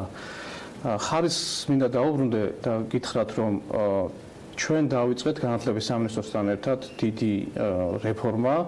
პირველ რიგში გადამზადდა მეთოდისტები, ეგრეთ წოდებული მეთოდისტები, რომლებიც სასწავლო ნაწილის საამზადებლო პროცესის კოორდინატორები არიან. ერთგვარი TOT არის, ამ ტრენერთა ტრენინგი ჩატარდა და შესაბამისად ისინი გახდნენ უკვე ამ ხარისხის მაკონტროლებლები, იგულისხმება ამღზელების და ამღზელის თანაშემწეების მაკონტროლებლები. თუმცა ასევე მასშტაბური ტრენინგ პროგრამა არის დაგეგმილი, სადაც უკვე გადამზადდება ამღზელები თავად, რომლებიც დაახლოებით 3000-მდე გვყავს და ეს წელს დაიწყება და შესაბამისად მოხდება მათი გადამზადება, რომელიც თავისთავად მოგცემს ხარისხის ზრდის საშუალებას. ამასთანავე მინდა ვთქვა ერთ-ერთ მნიშვნელოვან პროექტზე, რომელიც ხორციელდება თავად ბავშვთა უსაფრთხოების კუთხით. ჩვენ თითოეულ ბაღში გვყავს მულტიდისციპლინარული ჯგუფები. ეს გახლავთ ექთანი, ანუ ჯანმრთელობის დაცვის კოორდინატორი, სპეცპედაგოგი, რომლებიც განსაკუთრებული საჭიროების მქონე ბავშვებთან ერთად მუშაობს, ლოგოპედი, ფსიქოლოგი და სწორედ ეს ჯგუფი მუშაობს ესეთი ტიპის პრობლემებზე და საკითხებზე, რაც გამოსარჩევი არის და ეს სერვისი გვაძლევს საშუალებას, რომ არც ერთი პრობლემა უყურადღებოდ არ დავტოვოთ. ბატონო კახაბერო, საუბრის ბოლოს სათამაშოებზე უნდა ვიკითხოთ, ერთის დავიწყეთ და რაღაც ვერ მოასწრეთ, მაგრამ მოკლედ უნდა გითხრათ იმ პროექტზე, რომელსაც გეგმავთ რომ განახორციელოთ. ძალიან მნიშვნელოვანი საკითხები იყო, რაც ჩამოთვალეთ, მაგრამ არანაკლებ მნიშვნელოვანია ბავშვებისთვის სათამაშო ბაღში. როცა თქვენ შემთხვევაზე ვსაუბრობთ, მათ შორის ესეც არის ერთ-ერთი თემა. პირველად დავაინიცირეთ წელს პროექტი და დაახლოებით 700.000 ლარი დაიხარჯება ამ კუთხით. შევხვდით როგორც იმპორტიორებს, ასევე საქართველოში ოქმეთ საწარმოების ხელმძღვანელებს და შევთავაზეთ ამ პროექტში ჩართვა. და რაც თავარია, ჩვენ დავისახეთ მიზნად, რომ ევროკავშირის სტანდარტი შემოვიტანოთ, რომელიც გულისხმობს ეკოლოგიურად სუფთა სათამაშოების მიწოდებას ბაღებისთვის. უახლოეს დღეებში გამოცხადდება ტენდერი. რამდენი ეს ბიუჯეტი? 700.000. პირველ ეტაპზე ჩვენ 9 მილიონი, ანუ პირველი ლოტი, ასე რომ ვთქვათ, არის 9 მილიონი ლარი და ამის მიხედვით ჩვენ შევიძეთ ჩვენი ბაღებისთვის სათამაშოებს. ეს არ არის საკმარისი თანხა თავისთავად, რომ სრულად განვაახლოთ ბაღებში სათამაშოები, თუმცა თავისთავად პირველი ინიციატივისთვის და პილოტირებისთვის მნიშვნელოვანი თანხა არის და უკვე ივნისის თვეში ჩვენ ბაღებში შევიტანთ ამ სათამაშოებს, რომლებიც უნდა იყოს სრულად უსაფრთხო ბავშვებისთვის. ამ თემას საოცრად მივადევნებ თვალს და უახლოეს მომავალში აუცილებლად გვექნება შესაძლებლობა, რომ კიდევ სხვა მიმართულებები და თითოეული იმ ნახსენები მიმართულების მიხედვით გეგმების კიდევ უფრო ვრცელ ვარიანტთან დაკავშირებით ვისაუბროთ. მადლობა სტუმრობისათვის. კახაბერ გვანცელაძე, თბილისის ბაღების მართვის სააგენტოს ხელმძღვანელი სტუმრობდა საქმიანი დილის ეთერში. ახლა თათია ჩაფრიჩაძე უნდა შემოგვიერთდეს 100 კომპანია, 3 წელი და 2.300.000 ამერიკული დოლარი. ამასთან ერთად ეკონომიკური პოლიტიკის კვლევის ცენტრი. ყველა ის უტყუარი ნიშანია იმისა, რომ შვედეთის მხარდაჭერილი პროექტი მცირე და საშუალო ბიზნესებისათვის კონკრეტულ და მნიშვნელოვან შედეგებზე გავიდეს.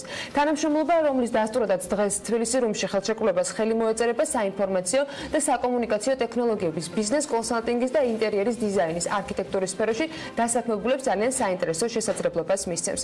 როგორ და რას ნიშნავს ორწლიანი მუშაობის შემდეგ მემორანდუმის ოფიციალური გაფორმებიდან ამ პროექტის განხორციელების დასტარტო, ამას თათია ჩაფრიჩაძე მოგვიყვება, რომელიც თბილისის რუმსიდან გვერდება პირდაპირ ეთერში. თათია, დილამშვიდობის.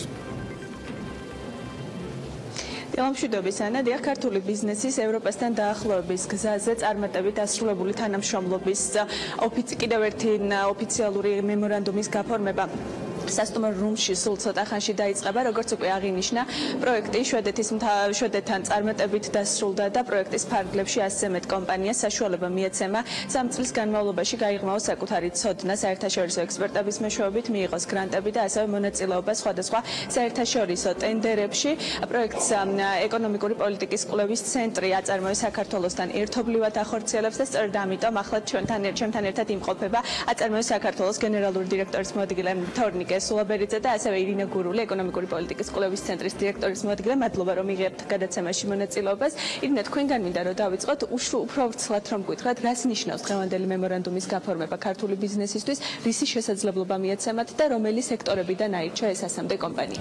პროექტი უნიკალურ შესაძლებლობას აძლევს მცირე და საშუალო ბიზნესის წარმომადგენლებს, რომ უფრო კონკურენტუნარიანი გახდნენ როგორც საქართველოს ბაზარზე, ასევე გაიღრმავონ კონტაქტები და პარტნიორობა საერთაშორისო ბაზარზე, ანუ მათი ინტერნაციონალიზაცია შეუწყობს ხელს.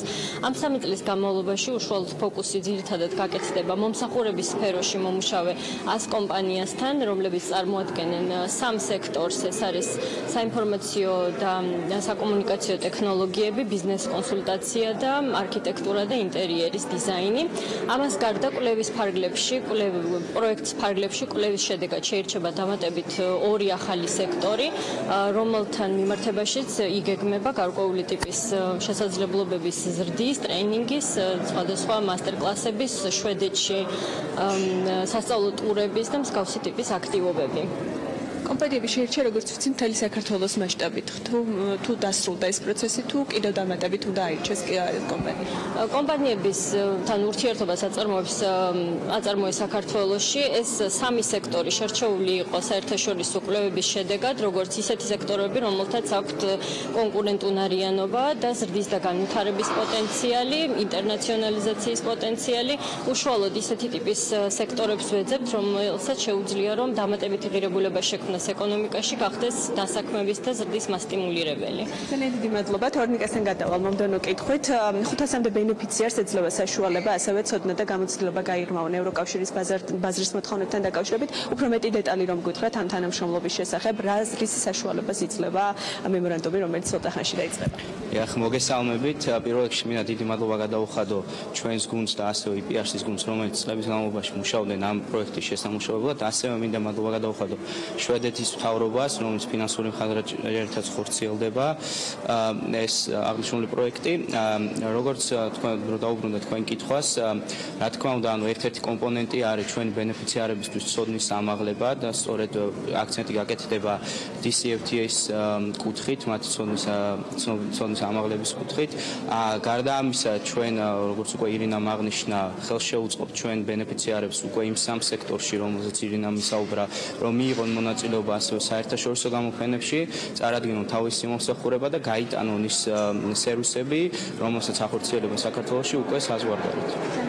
იმედია წარმატებული იქნება თანამშრომლობა და უფრო მეტ კომპანიას მიეცემა ამის საშუალება. მე ჩვენს მაყურებელს ვეთქვი, რომ პროექტი 3 წლიანია და ის 2021 წლის ოქტომბრამდე გაგრძელდება.